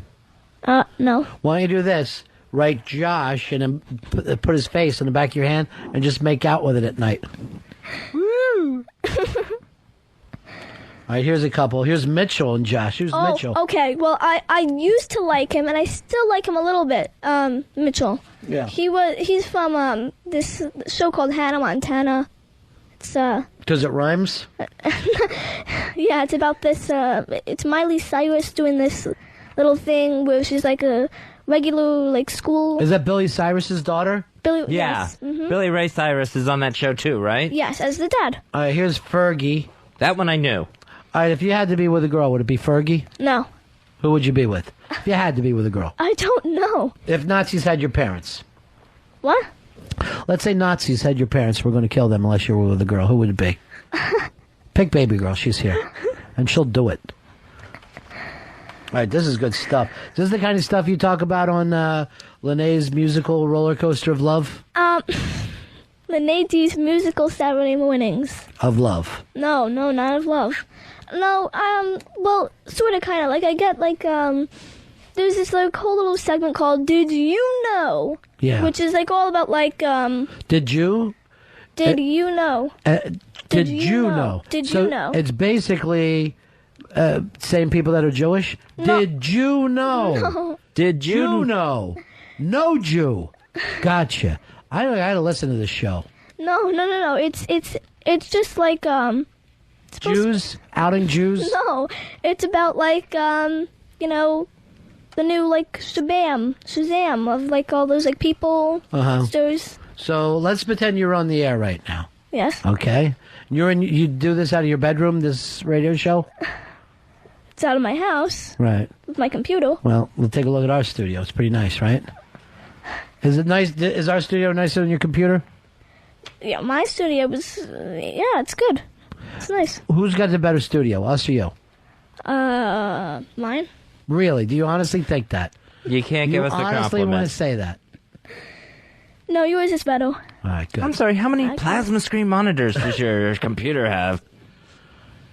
I actually have I think it's adorable. We've known you since you were how old? What? We knew you since you were a little girl. You were like 3 or 4, right? Like, yeah, 4. Now you're starting to think about boys. Yeah. And you're starting to not like Jewish people. No, and it's great to see a kid grow. No, I'm not saying that I don't like Jewish people. Just don't care for them. No, I'm not saying that. I mean, I have friends who were like Jewish and like Muslim and stuff, but they're nice. You have Jewish friends and Muslim friends. Where do you live? Palestine? No. Where do you meet these kids? I meet these at the UN? No, at my school because it's a Transylvania, Palestinians. What kind of world do you live in? Meet me on the Gaza Strip Mall. It's called Queens. Oh, I gotcha. You're Queens girl. Yeah. All right. So when you play Did You Know? It's Did You Know? And then, you know, like I do like all the latest gossip on like the Well, give us some gossip. Justin Timberlake and Fergie are best friends. Something like that. That's the show? No. Well, I get more into it, but I mean, Yeah. like... Is the show awful? No, Here's the good thing. It's great that you're doing this show. Even if it's bad, nobody can hear it. That's why I'm proud of you. Hey, if nobody really listens to it, because then I'm going to be really mad, because I worked very, very hard on my 100th show. Has the 100th show been on already? Yes. What was it about? Do you know? No. Well, it was... You didn't do that whole best friend segment, did you? No, it wasn't. It was just... It was just like the history about my show. We listened to clips, and then we talked about it. Well, I talked about it. So, and then it was like all... Honey, is your dad kidding. making you do this? No, he's not. It's okay if he is. No, he is Look, not. here's what I want you to do. Just say whatever you want, and then write help me on a note and pass it to me, and I'll give it to the police. No. He's not forcing me to do it. I mean, Okay. I want to. All Because right. then if I say to him, hey, I don't want to do a show this week, he'll say, okay. Did he ever say this to you? What?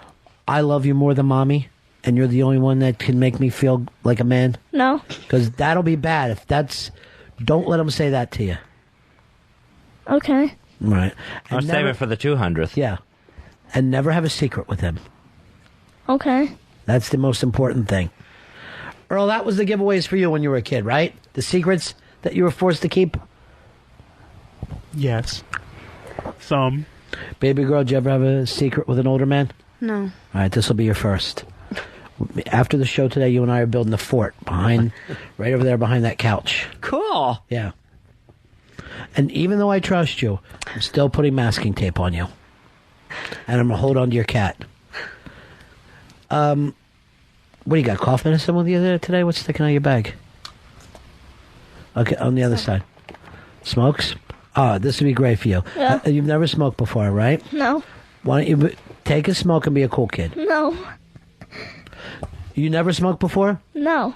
And you shouldn't, because it's bad for you. Yes. You can get cancer. Yes. But the boys will like you more because you look older and sexier. That's the thing that they refuse. And they should put that on there. Careful, boys will be attracted to you because you look older and sexier. Would you like to try to smoke? No. I mean, like, I'm reading this book, and then it's about a mother. This mother, she died because her lung cancer from the smoking got into her liver. Yeah, well, honey, that's a book. Yeah. But Do you really think that there's 3 happen. bears But that it can sit around and happen. have a house? But it can happen. There's a lot of things that can happen. An asteroid could hit you in the head. It ain't going to. Don't let them stop you from being the rebel you want to be. If you don't smoke, what are you going to be doing when you're drinking beers?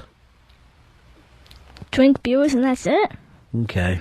So you are going to drink beer. I don't know. Has your dad ever let you have a sip? No. You know not to smoke like your dad smokes, right? And he doesn't smoke cigarettes. Those are the cigarettes. The ones that you should call the police about. Alrighty then. You know who likes girls that smoke, Ronnie? Who's that? Josh Hutcherson. Who's that? He was in Zathura with Jonah Bobo. Drawing a blank. And Little Manhattan. Huh? Yeah. Hello, my man of my dreams. I'm sorry, is that a story you were telling? I have a thing where I don't listen to kids. I'm like most adults. You're in what grade now? I'm in 5th. 5th grade. So you're about that age that you start thinking, where can we score weed?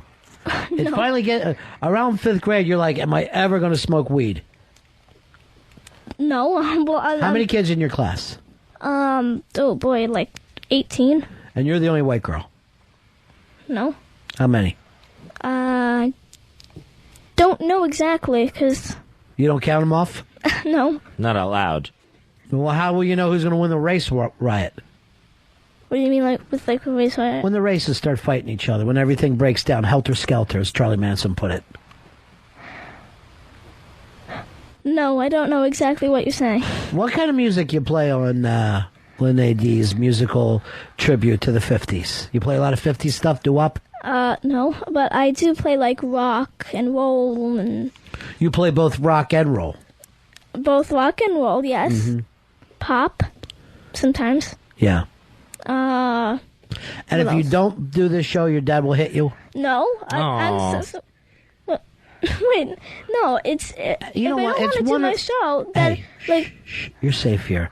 He can't get you. I'm not going to let him. This is a safe place. Now, you want to get away, right? You want to get away from your family. You want to have a chance to go live on a farm with strangers. No. I can help you with that. Now, your dad makes you do this. You don't want to. Have you ever thought about acting? Actually, I'm like, yeah, Because I think you make a great actor. Actress. Well, they now call the girls actors. Right. Because they found out that that's a sexist term. What? To say actress. It means it's almost like a put down. Okay. All right. So do you want to improv a scene? Have you ever improv'd? Do you know what that's like? No. That's when you pretend like you're getting something going. Like in this scene, Fezzy and I will both be firemen. Fezzy, that's a bad fire. Do you have a hose? I got the hose right here, Ron. All right, let's put this fire out. Hey, we're doing it. We're firemen. I think we're going to save the day. That's how you do improv. Would you like to do one with me? Okay. All right, you're a little girl and I'm an older man who makes out with you. Ready and action. You seem like you don't want to be an actor. All right. I don't want to be that kind of actor. What kind of music? What are some of the bands that are hot right now with the kids? Lene D's musical tribute to the 50s is on is it Sunday, Lene? Saturday. What are some of the bands that you're playing? I play Muse. Mm-hmm. Are they amusing? Yeah. Because sometimes is that short for museum? Yeah. Muse? Yeah. Okay. That's what it's short for. And that's short for Night at the Museum. Why don't they just call it at the Muse? What else? You play Muse? Then, like, for my friends, I play... Why don't you go with this next time you play it? This is Muse for all the Jews. Because you got a lot of Jewish listeners, right? I don't know. When I call out my friends and stuff like that, they say, "Hey, I'll listen." And the next day, I asked them if they listened. They said, "No, I couldn't." It's like, what's with the Jews? No. Or Palestinians? So nobody's listening to your show right now. Not my school friends for some reason. Your show doesn't have a homeland of its own. So not one of your friends has ever listened online? It's very hard to find this, right? They have, sometimes. Yeah. Now, do you have any of the... I know sometimes that there's threads on you about ronfez.net. And Yeah. they're like, we listen. Do they really, or are they just saying that like your friends? Well, my school friends don't write on there because like they don't really care about that. And they're not even nice to you, too, right? Your school friends, you were saying. Well, sometimes they can be like really mean. Yeah. But what are some of the things they say? like I mess up on this like jump rope like thing, and then all of a Right. sudden and then they go, all right, you're out. You can't jump rope anymore. And it's like, but I wanted to jump.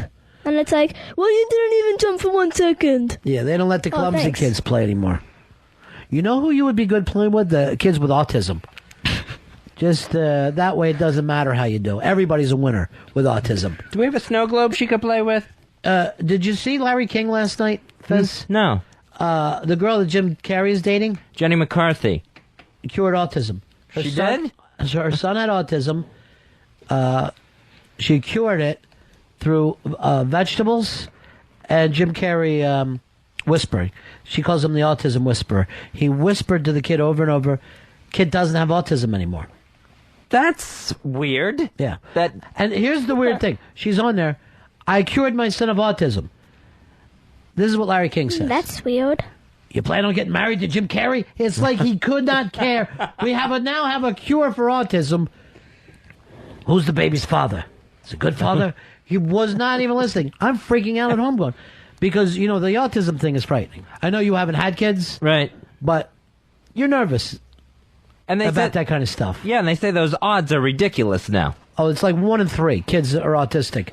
And like, with my kids when they were little, I'd always be going like this. Do you understand me? You're paying attention. You're not in your own world, are you? All right, let's get back to you and I. Okay. When was the last time you were on the show? Because you and I seem like we have chemistry. You know what I mean? We have like a give and take. We're like Patty Duke and her father. William Shallert. Who? William Shallert.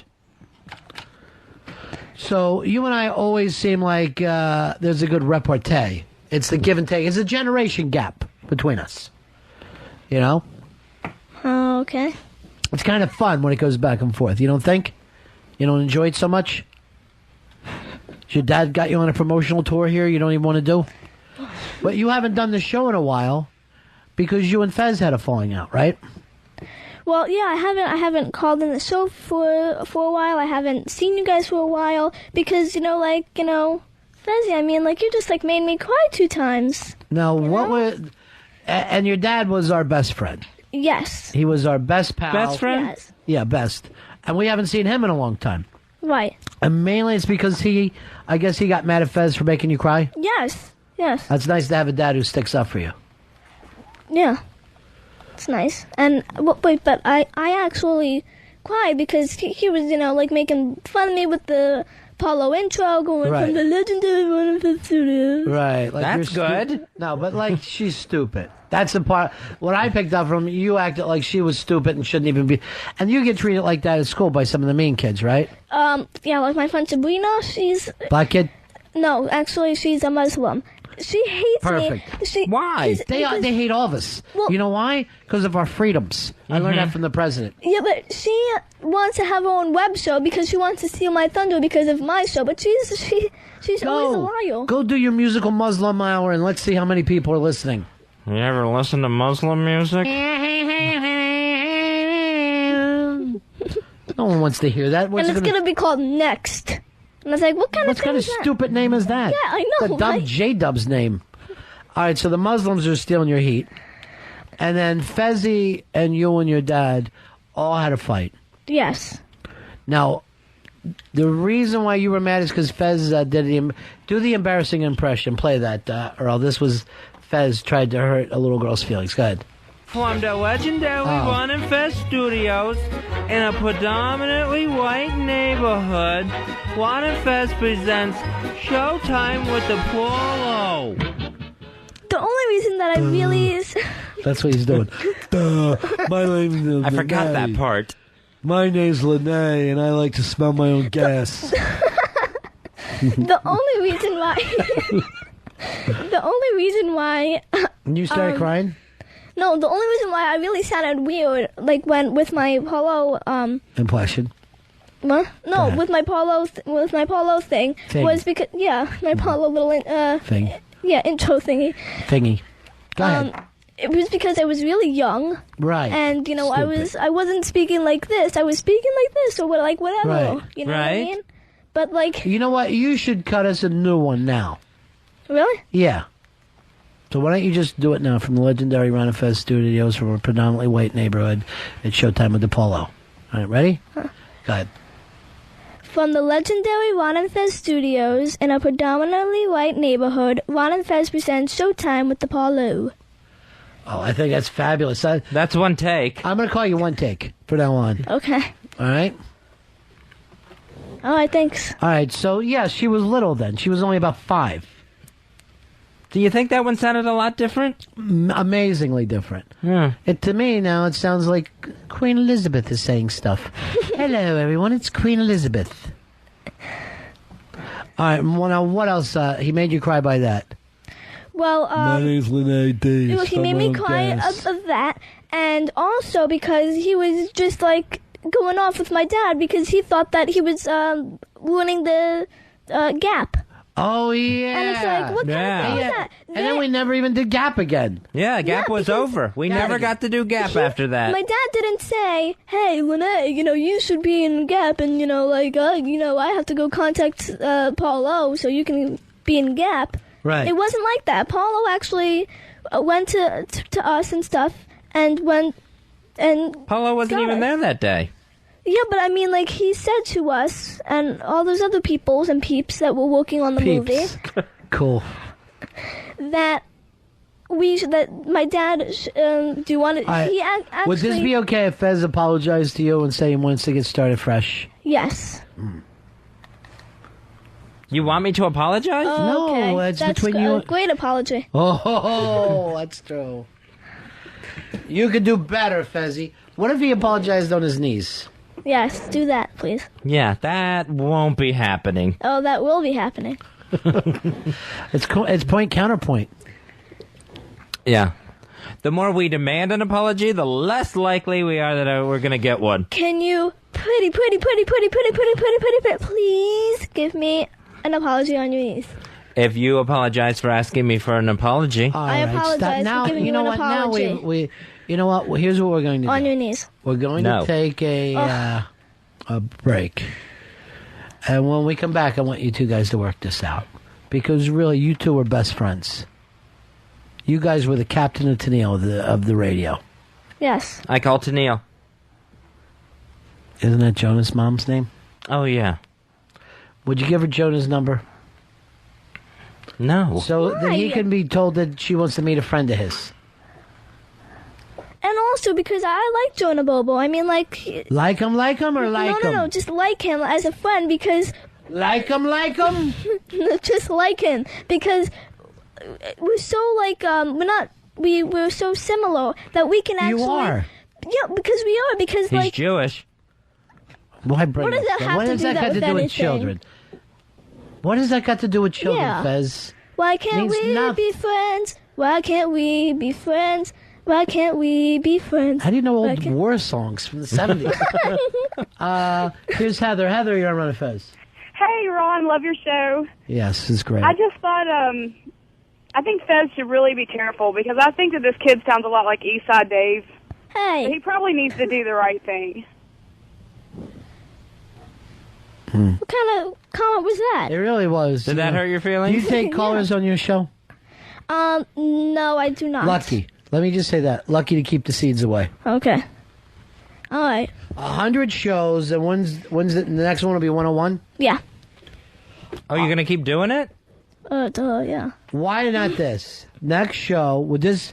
You know what? Maybe nobody needs to apologize to anyone. But next show, Fezzy, you co-host with her. And you go over to her house, in her room, just the two of you. You set up the pretend studio, and you do 3 hours. 3 hours? 3 hours. How long's your show? 1. What are you celebrating 100 then? That's nothing. Well, no, but the 100th show was actually 2 hours. Oh. It's not even a week of radio. Presentation.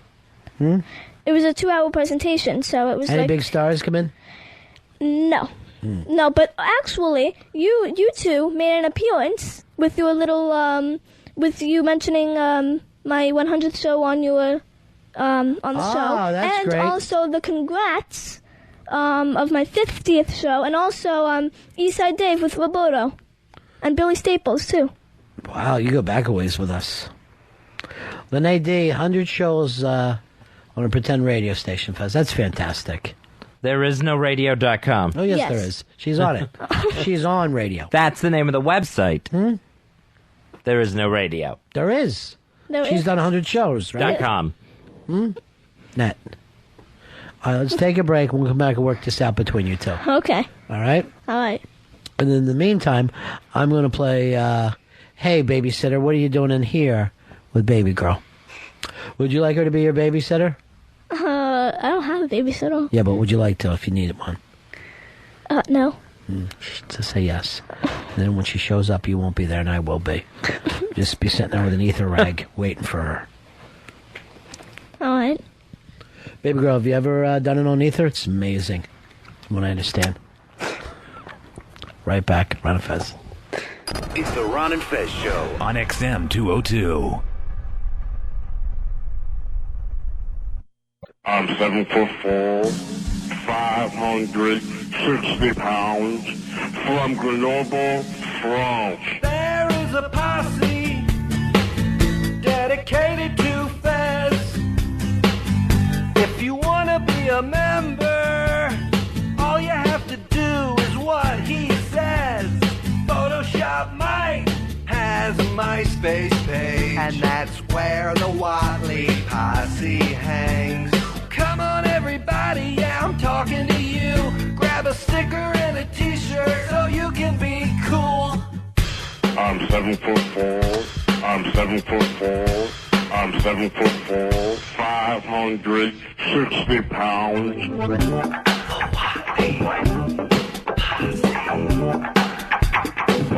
Rude and rude. The Watley posse keeps getting bigger. Don't listen to what anybody else says. Every day, the posse gets stronger. We wear black t-shirts that say Obey Fez. Obey Fez. The Watley posse. Obey Fez. It's the Ron and Fez Show. Perry Knight, check out his stuff on thecosmiccircus.com. Robert Klein will be unmasked this Friday, October 12th at 2 p.m. That's going to be at Comics Comedy Club in New York City. You want to be part of the studio audience with Robert Klein? Email this address, live@xmradio.com, live@xmradio.com, and put Robert Klein in the subject heading. All right, Fezzy, look who's here. Baby Girl is here. AF just came in and is looking just amazing. Hi, Ron. Hi, Fez. And then, of course, Lene D. I consider these three Ronnie's Angels, Fezzy. These are my three hot chicks ready to roll. Lene, when you did you see the other girls? Yes, I saw them. When you see them, the way they look, do you say to yourself, someday I'll have a sense of style?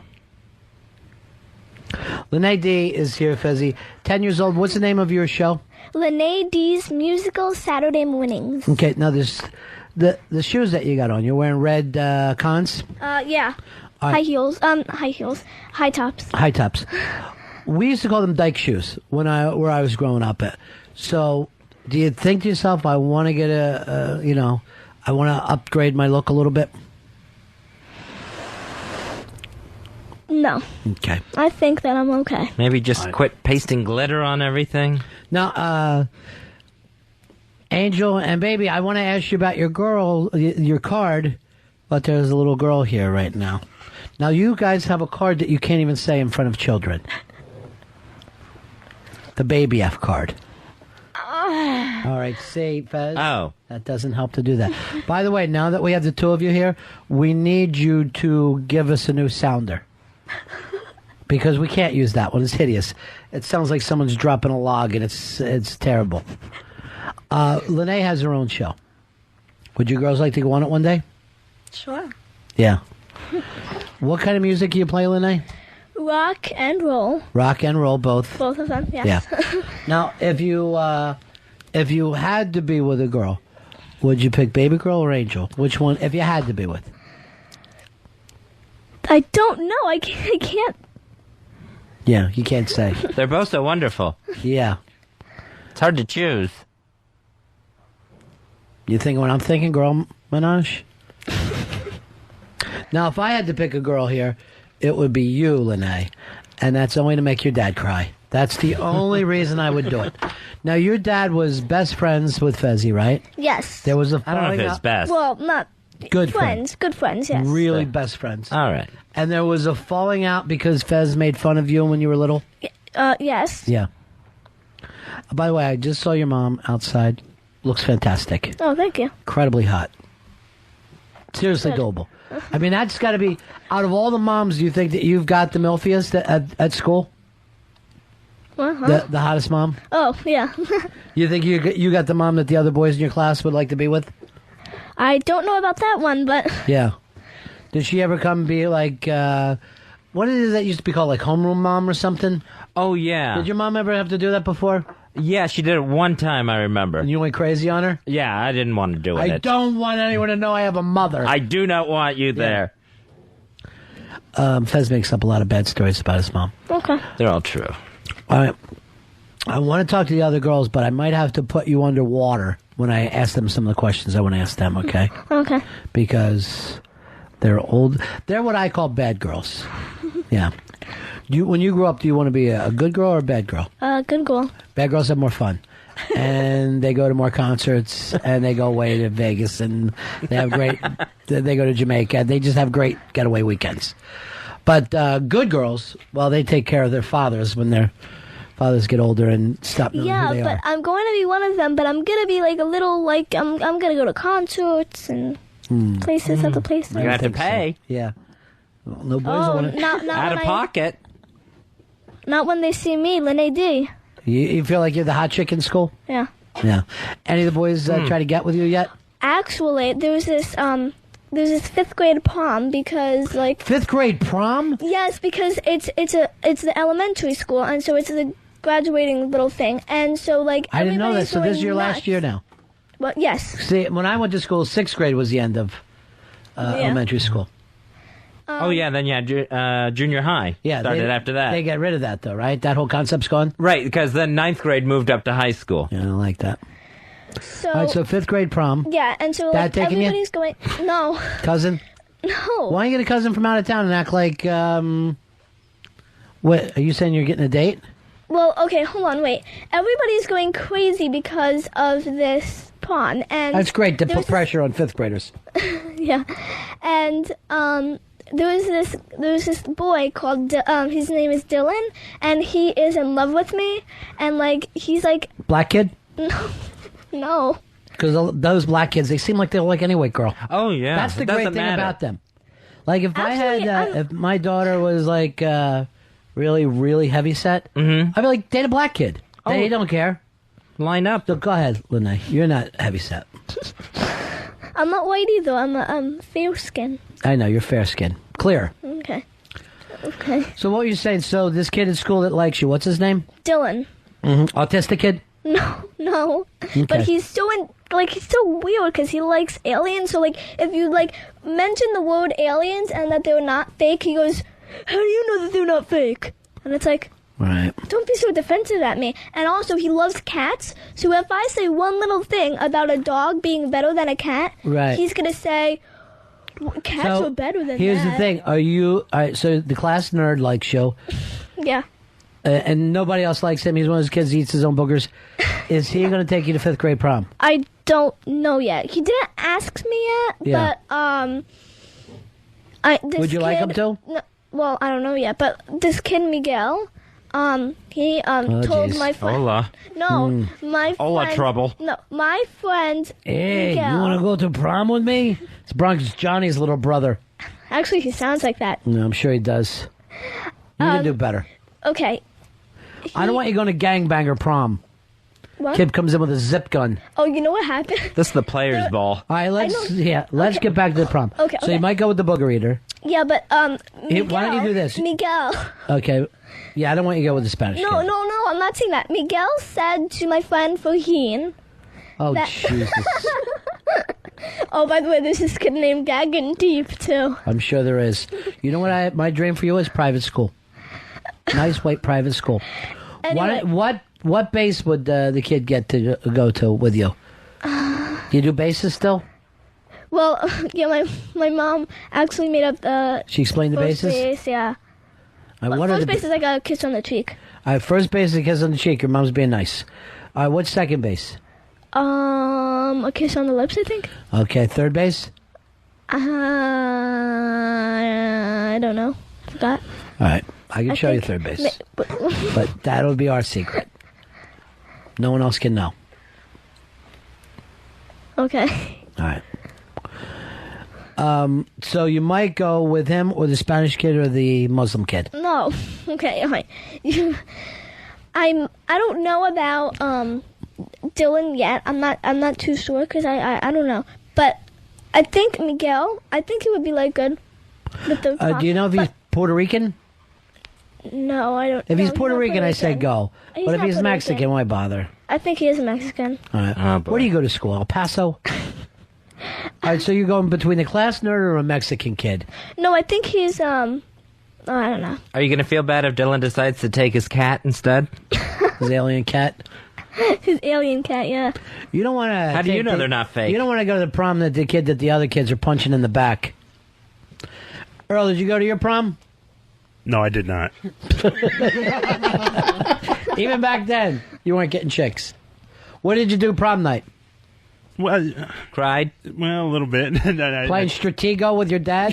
I didn't play Stratego. The African nations are taking over the world. Never. What did you do, Earl? Sickle cell test instead? There was no sickle cell test. You know what?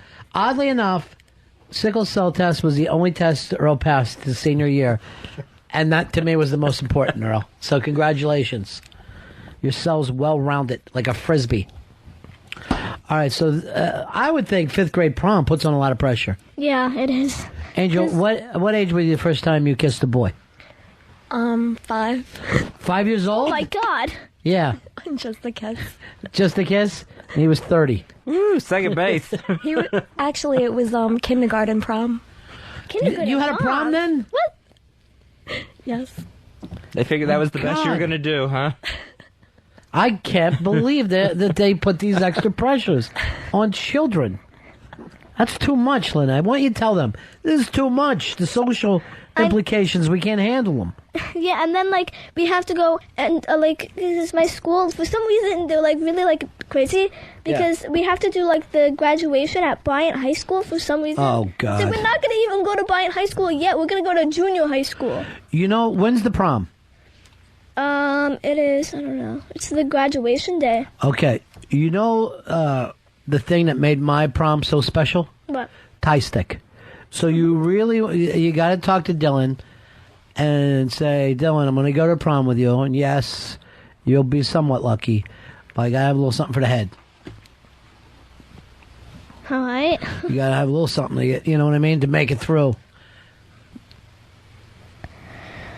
All right. There's a lot of pressure on you now, 5th grade, isn't it? Yeah, it is. Yeah. And then we have this, the state test that we have to do. You'll feel that. Oh, God. We have, 6 tests. What would you like to be when you grow up now? I'm not really sure. Maybe a musician. I think again, you got no talent. What could you be that you could do? A musician? Seriously. Let's be serious. I play keyboard. All right, what else? Give me something that makes sense in the real world. An actor? Never. You just don't have the talent for that. What could you do? A radio? No. I was thinking day laborer. Do you think that you could carry brick? No. Well, could you get up at 4:30 in the morning Oh, and God, wait no. outside the I supermarket can't for a even guy get to up come at and pick 7 you? o'clock in the morning. We need 10. Give me the 9 Spanish guys and the little blonde girl. That's exciting because you would never know what your job was going to be that day. Well, you know it's going to be something hot and hurtful. Something new. Yeah. And heavy. All right, so you got a rough life, honey. Okay. All right, why don't I do this? I'm going to talk to the other girls in here, And I'm going to put you outside, and I'm going to bring you back at the end of the show again and plug again. Okay. Because these two girls are potty mouths, and I don't want you to hear any of it. Okay. They dropped the F-bomb. Okay. You know what that one is, right? Yeah. What? I don't know. Okay. All right, head on out there. She goes.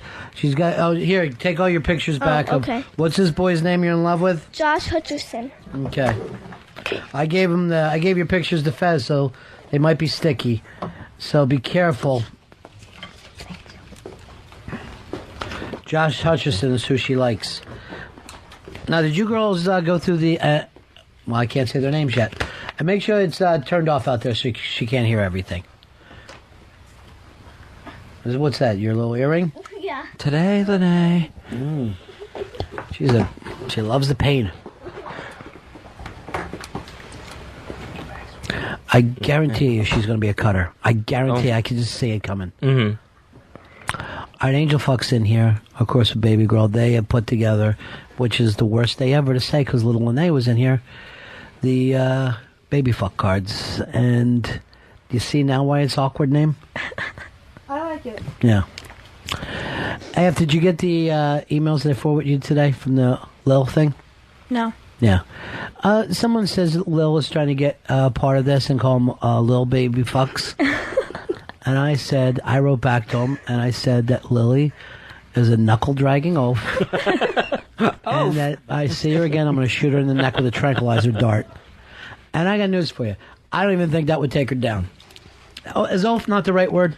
It's the right word. I just didn't know that was part of it already. Here's what, it's the absolute perfect word. I will... I'll tell you the real story. So I get this email, and from some guy, I think his name was Mark. So he goes, why can't Lily be part of this and call it the Lil Baby Fuck card? I'm furious. And I start to write back, Lily is a knuckle-dragging, and I couldn't think of a word that was like a big goof.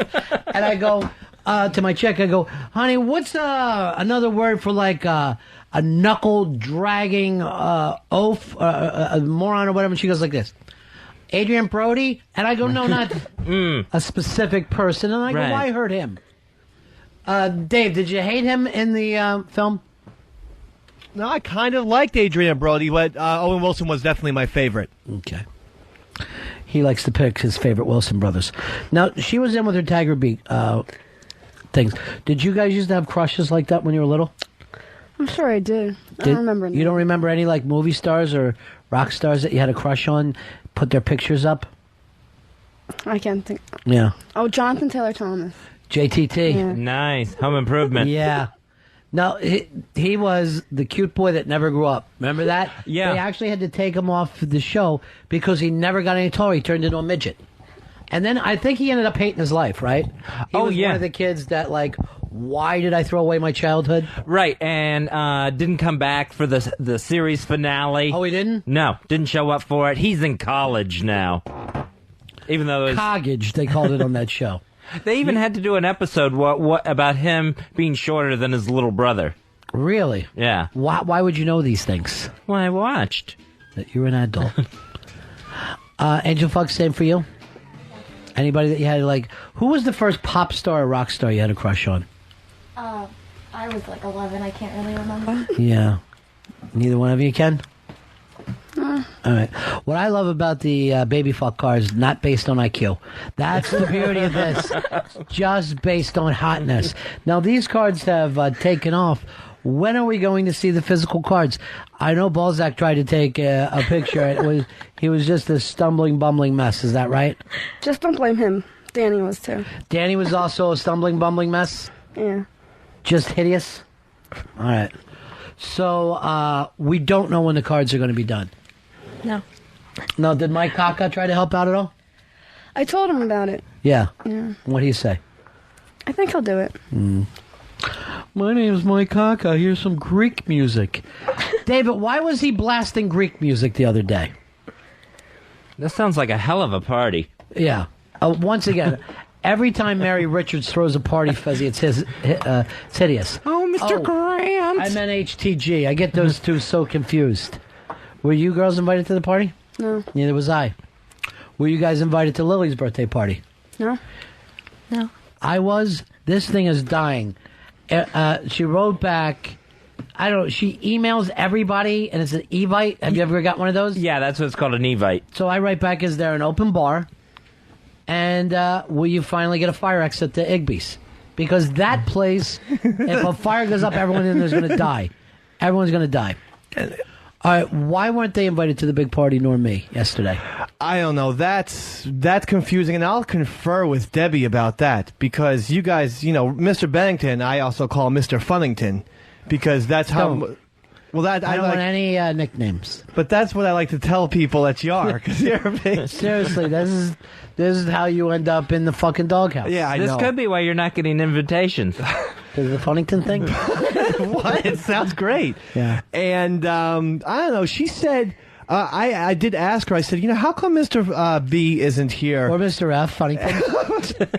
And What'd she say? She did say, he's not going to want to come, so why should I even bother? And I said, you don't know how he thinks. No true. one knows I how could he have got thinks. a yarmulke and showed up. Yeah, you could have done that, and you probably would have appreciated the foreign music that was blaring. You know what? I like to have one American party. Yeah. Did you get invited to Lily's thing?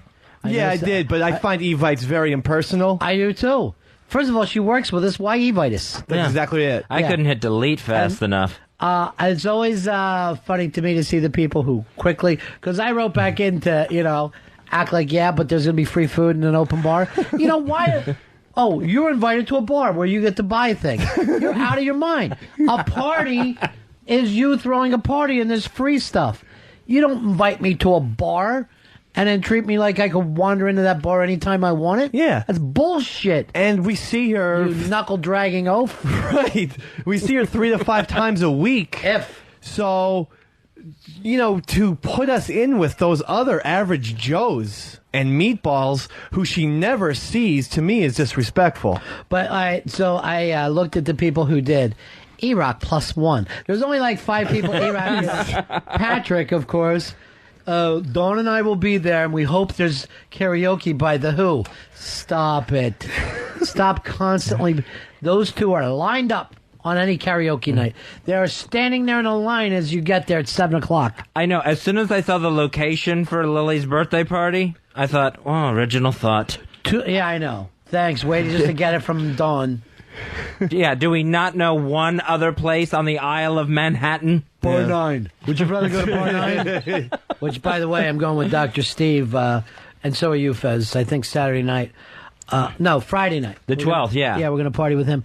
And then Saturday night is Weird Medicine.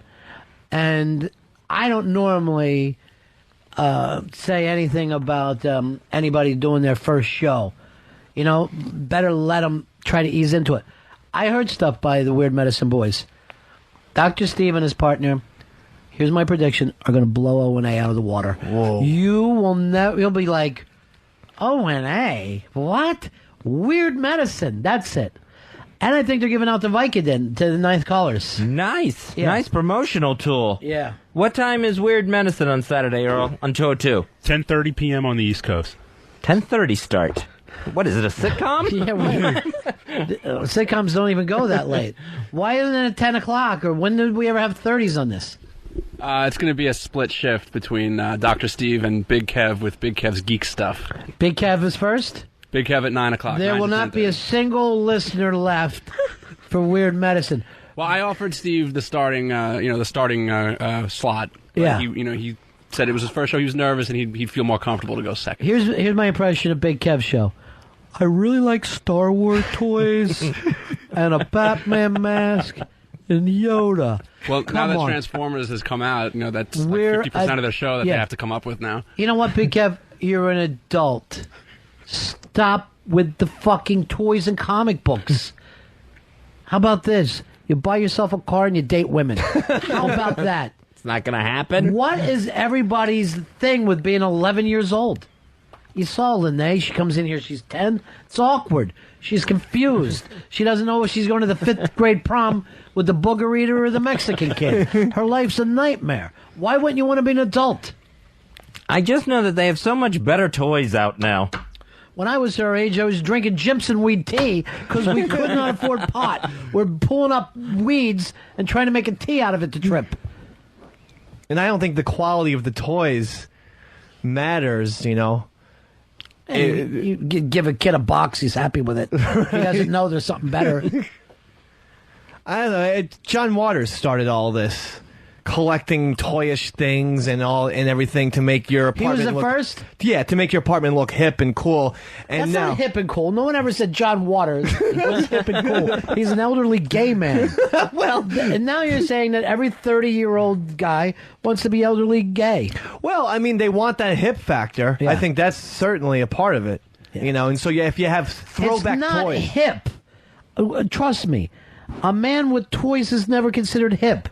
Lenny Bruce and Miles Davis did not collect fucking old toys. Right. Stupid to say.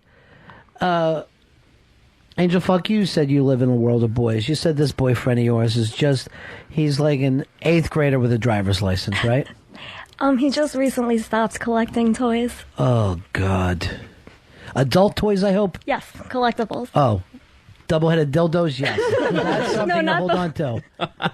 Expensive toys, plastic toys. Really? Yes. Dave, what is the best toy that you have? my favorite toy is a vintage Boba Fett action figure that I got on eBay.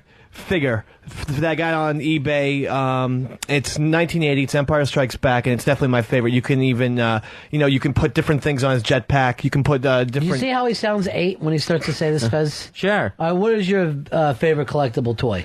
My favorite one that I have is the light up bat signal. It's a replica bat signal, and it lights up, and you can actually shine it on your ceiling, and it'll have the bat insignia on there. That's the stupidest thing I've ever heard in my life. I love that. I think it's better than Dave's. Yeah, it is better than Dave's. Why? I'll give you that. I think mine is plenty of people buy statues, right? Statues are considered to be a valid form of art. So action figures are just basically figures. Figures. That's the way we say it in New Jersey. Yeah. Action figures. I like the way you say the N-word. Why does that make you laugh so hard? You know how to push my funny button. Like it's the best thing that ever happened. I love it. N-word. There's Earl.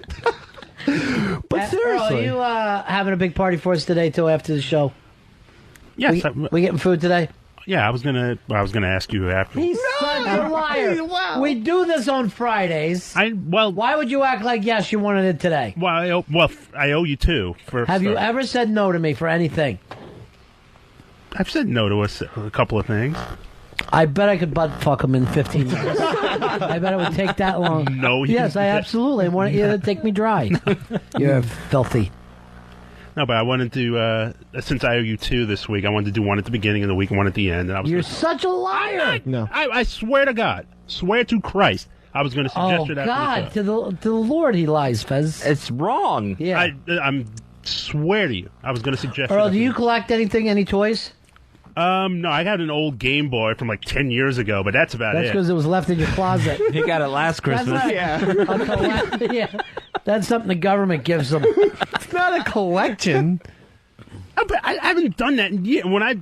You're like that girl in the Waltons who got the doll with the cracked face. Oh, it's so scary. Yeah. That Sure. homecoming. Of course, that one kid got a train, and John Boy got notebooks. You ever go outside, Fez, or you just watch TV all the time? A lot of TV. Sad, isn't it? Sickly and chubby. Huh?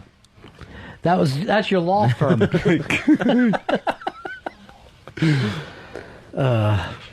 How uncomfortable was it with Lene? Oh, when you have a little girl here, it's very difficult to say all the things you normally would. They just spoil all the fun. Who does, kids? Little kids, yeah. You're going to make her cry like you made that little girl cry yesterday. How old was the little girl you made cry yesterday? She was also 10 years old. Yeah. Same age as Lene. Yeah. A lot more mature, though. I don't want to say more intelligent, but that's kind of what I'm thinking. She was a lot better than Lene. And how old was she? She was 10. I remember I made a 12-year-old girl cry. I'll never forget it, because you never know what's going to make them cry. Sure. But looking back over it, my line was this. Go find your own abortionist. And now looking back on it, you know what I was thinking? That was my responsibility, too. Right. Just coming to you for advice, I guess. Mm-mm. No? I said hitchhike there. But anyway, the point is this. You live and learn. That's a different situation than It's mine. Very, I mean, yeah. Well, not everybody's a good person. Okay? I wasn't judging. Yeah, it seems like there's some judgment. Forgive me. I didn't grow up with morals the way you rich kids did, okay? It was a beautiful upbringing, I must say. Yeah, well, I know. I met your mom, who was maybe not even as nice as Fez's mom. Really? Yeah. Even though your mom's delightful, Fez's mom might be the sweetest woman I ever met in my life. Oh, please. What an act she put on. Tiny little thing. Tiny little. I mean, my mom did make you cake once. Chocolate cake, so... Was that what that was? Yeah, I told you. I thought she put icing on sand. Okay. You know, remember mud pies when you were little? That's what it reminded me of. Oh. Like a little mud pie. All right, now I got the girls in here too. I gotta be careful because I hope Lenee's in the other room with nothing to turn on. And remember, I gotta bring her back in at the end of the show. And let's just go home. No, I want you to apologize when she comes back in. I am not apologizing. At least do this for me. Invite her dad back in. I don't want to. It's just going to be trouble, Ron. I don't think it will be. It's just going to be trouble. Yeah. Dave, what do you think? I think it's time. I think Fez has to turn over a new leaf. Earl? It's time. Yeah. That's unanimous. Gotta let the grudges go. It's what's killing your heart. Just say, well, I have a present for you, and then tell her what it is. I want to be back in with your dad, and I want to apologize.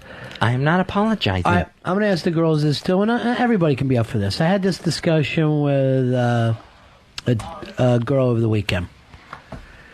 She says it's impossible to experience happiness when you're by yourself. That you have to have someone there to share it with to make it true happiness. I disagree with that statement. You can be happy alone? Yes, I can think of things. I can look at a sunset and be totally by myself. And that, believe it or not, I know it's kind of girly for me to say that. But you can feel romantic by yourself. Yes, absolutely. When I look at a sunset, I actually do get real feelings of joy in my heart. And I don't need to have my arm around a chick just to feel that way. Now, I mean, you have no one to share it with, though. No Zero. human being. Yeah. What do you think, baby girl? Can you experience it alone? I guess. I went over this. I don't know if I can either.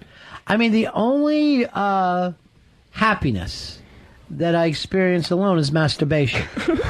And even then, I like somebody to be going, hey, what did you just do? You know, that makes it a little, happier for me. What about for you, Angel Fuck? I think so. You can experience happiness alone. I enjoy being alone. Yeah. Makes you happy. Even more than being with that No, not at all. toy collector of yours? Honey, look what I got! Look what I got today! In fairness, I bought him most of his toys. Sure. Battling Tops from 1973! More? I was trying to do whatever that guy was that you brought up earlier. It's the King of Cool. Earl, can you... John Waters. Yeah, John Waters. I couldn't think of his name. I thought it was Fez for a second. Well, Hey. same thing. Except for, unlike Fez, he knows how to keep a mustache. Earl, can you experience happiness alone? Yes, Pure you joy can. by yourself. Oh, yeah. Yes, you can. Absolutely. I'm living proof of it. I'm...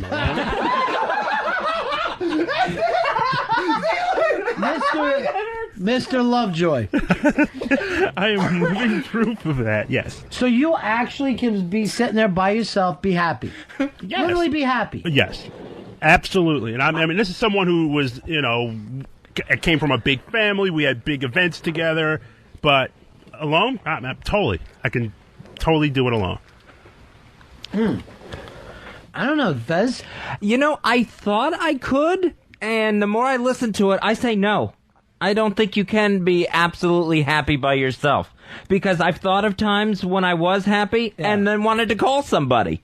So no, you can't be happy by yourself. Fez came up with a good point. I mean, you have to almost share the experience for it to go somewhere else. I don't know about that. I think if you think about it, then why don't you go for a vacation by yourself? I mean, wouldn't that be an odd thing to do? Yeah, I've done it. I don't remember any big happy moments. Well, what about like seeing a film by yourself? I've done that a million times, and then I've experienced feelings of joy afterwards. Where you're the only person in the theater? Because you're sharing that experience with an audience. Other people. I see what you're saying, Fez. So I don't count that as being alone. I've always thought that happiness is a warm, yes it is gun. Bang, bang. Shoot, shoot. Right.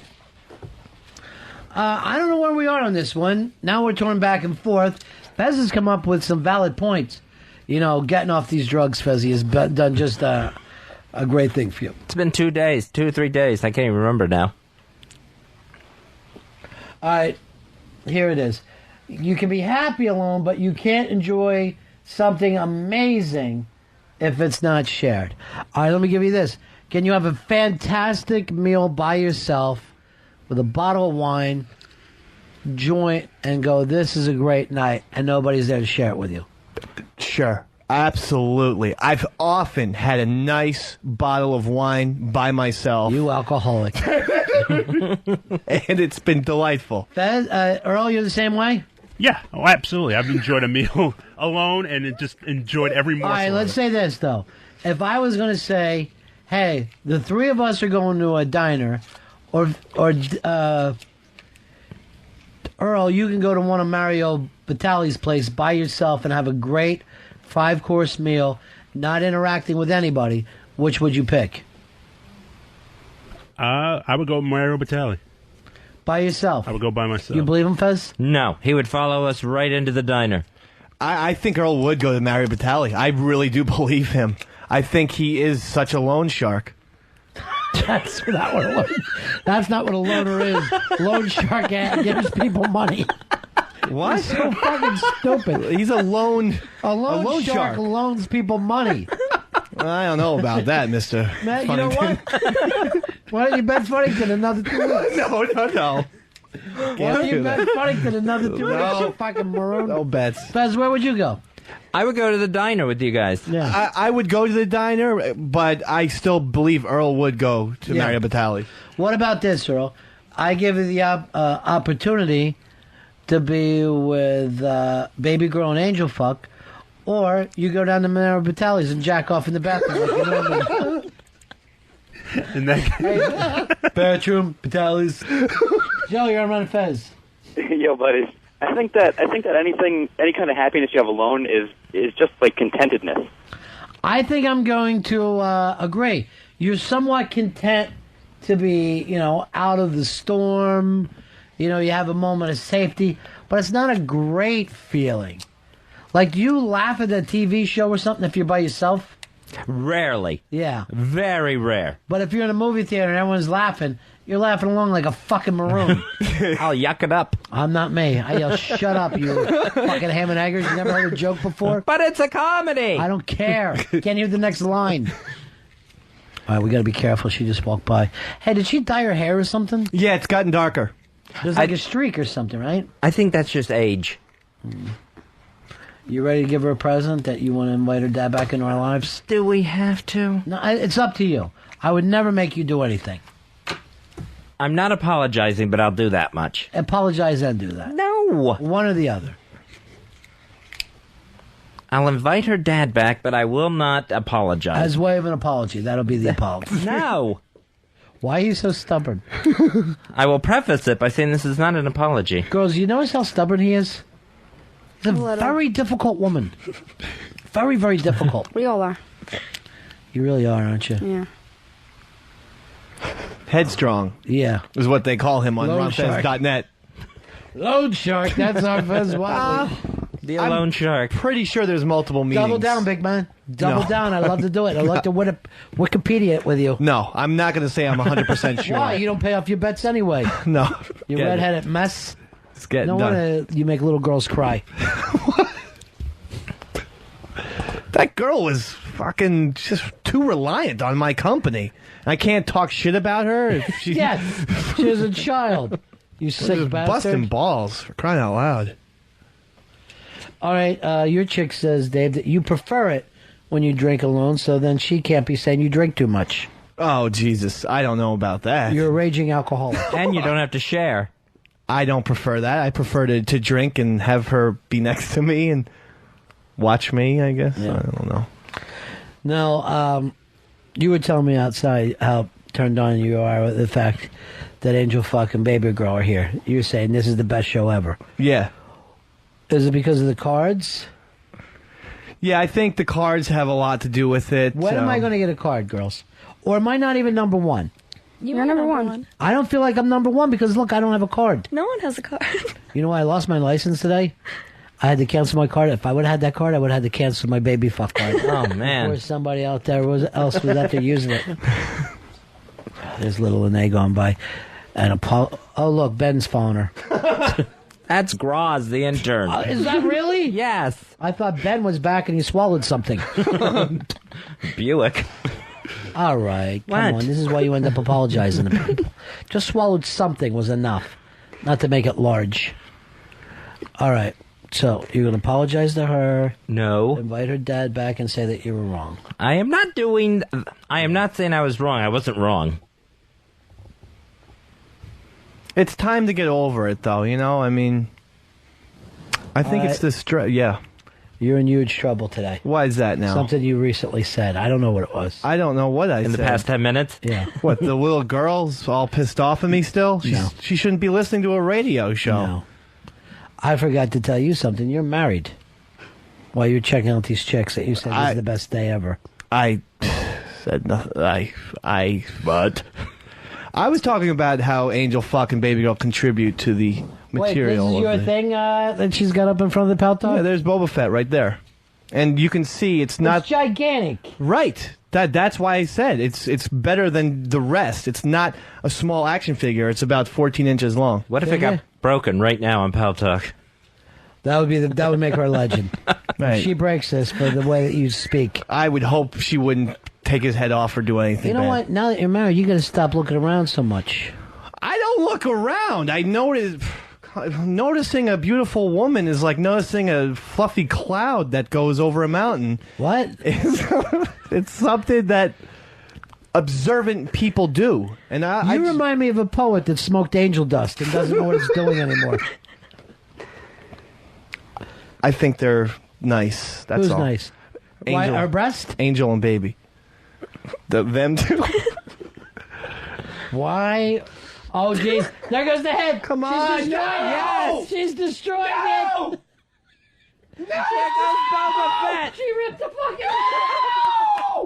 No! No! No! Oh, God. No! No! She's destroying them. No! Poor Boba Fett. Oh, I love her. I fucking love this chick. No! No! Where's Boba Fett? No! All What are gone. you going to do when you get home, Dave? Make dinner? Get some glue. Have a Fett? Oh! No. There's no fucking ever. Fez, No. He's already ripped off like fucking 16 pieces of it. No. How long have you had that? Mr. Bankton, forever. I mean, well over a decade. Yeah, put it on a mic over here. Oh. Oh, it's destroyed. That was your favorite, too. You just told us. That was my favorite toy. You know what? One time I came back, and this chick had left me, but by destroying the apartment, which I have to tell you, I never was so turned on in my life. But I never had somebody break something of mine on camera. No, I know. Yeah. This is one of those times I don't want to call the miracle of the internet. Oh, there it is. Just stop it. No! It's being stopped. No! It's smashed. No! There's no fixing that. No! No! Oh, my God. No. The Paltalk violence today. No. Boba Fett never stood a chance. No. What a beatdown. I mean, what did Boba Fett do? Well, maybe Boba Fett didn't want to hear how cute that these two young ladies were when Boba Fett's supposed to be married. Boba Fett wasn't saying that. Yeah, whatever. It's not. What? You don't have a Boba Fett anymore. What's the big deal? It's ridiculous, though. Thanks, Earl. Yeah, thanks. Thanks for the music. Well, Angel F, I have to go back to that now because Little Nays here. Well, I'm not even going to tell you to guess, but you can imagine what that part stands for. And Baby Girl here, the new Baby F cards will be available sometime in the future. Yes. Mm-hmm. It's up to her. She won't take a picture with me. I don't get it. Is that what it is? Just for your card. Here's what I want you to promise me. Only you, Ron. Anthony can't get one of these pictures because you've made a choice today. You made a choice. And that was? You picked me over Anthony. I never thought... Oh, I don't didn't think that would happen in a million years. But she picked me over Anthony. Congratulations. All right, Dave, now she's lighting your apartment on fire. What you the better get fuck? over there. You better get over there, seriously. Can I? There's smoke in that place. I may need to leave to give a text message. We were all using the letter F, Dave. You know what? For me. Oh my God! Sorry. See? I didn't realize. I didn't know. How did the kid even come into the studio? Hey, didn't you just see the door? Why are children so sneaky these days? If it's not HTG that's here, they just miraculously appear I like know. Shoeless Joe in Field We're of Dreams. special, that's All right, by the way, a new message came in from your wife. What's that? Enjoy AF and BG. I'm going to enjoy your Pez dispenser. All right. And the... Unnecessary. Dave Pez dispenser. Unnecessary. Please, please, please don't do that. Someone's going to be melting those with a lighter. So now what is your new prized possession? My football, my Giants, my NFL football is my new prized possession. Your NFL football? Mm-hmm. Where'd you get that from? I bought it in the store. Sears? Kmart. I don't have anything else. The only thing that I cared about were Boba Fett and the Pez dispensers. Well, they're gone. Little Lene, when is your show on again? It's on Saturdays, 11 a.m. to 12 p.m. Lene D's Musical Saturday Mornings. Lene D's Musical Saturday Mornings. And what's the station? ThereIsNoRadio.com. ThereIsNoRadio.com. So if I go to that site, I just put on the Lene D and I'm off to the races. Well, you see, you just click Listen Live, and then, you pick your, a little silver, I'm gonna do dial up and stuff. I'm going to be... Do me a favor and send me a shout-out from me to that movie star that you like. So it'll be shout-out. I'm giving him a shout-out. Oh, okay. All right? But, Lene, I don't have to tell... Fez wants to tell you something as way of an apology. It is not as way of an apology. Yeah. But I would like, if you and your mom and your dad would like to come back sometime, I'd love to have you back in. Okay, so... And your dad, okay? Okay, that sounds like an apology. That is not an apology. It is. Yes, It is. I did not apologize. You apologize. I did not. Hey, Fezzy crack! No, that was not an apology. Mikey beat Fezzy!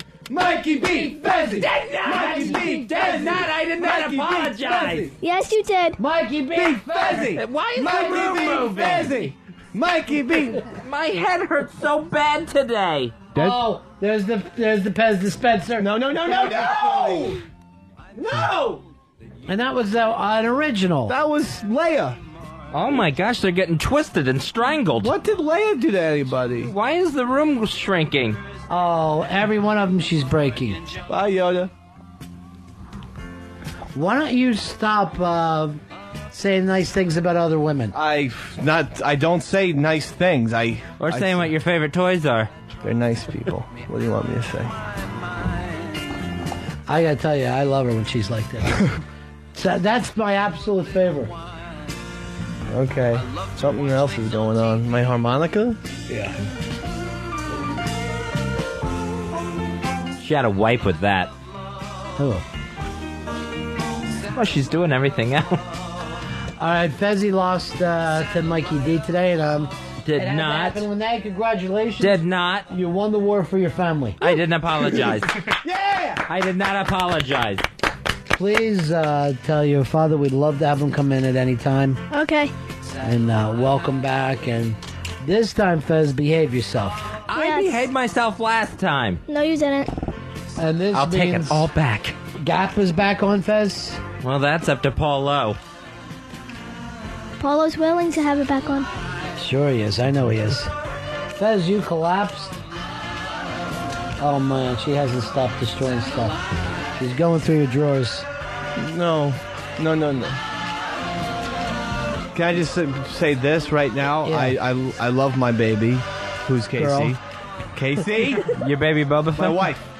Well, you did say you're attracted to these other two girls. I pointed out that they're... Oh, a hammer. good She's got a looking. hammer. I didn't say I was attracted to them. I said- Destroying this shit on Pal Talk. I'm only attracted to my Ron and Fez wife. Show. That's the end of my show. Donk.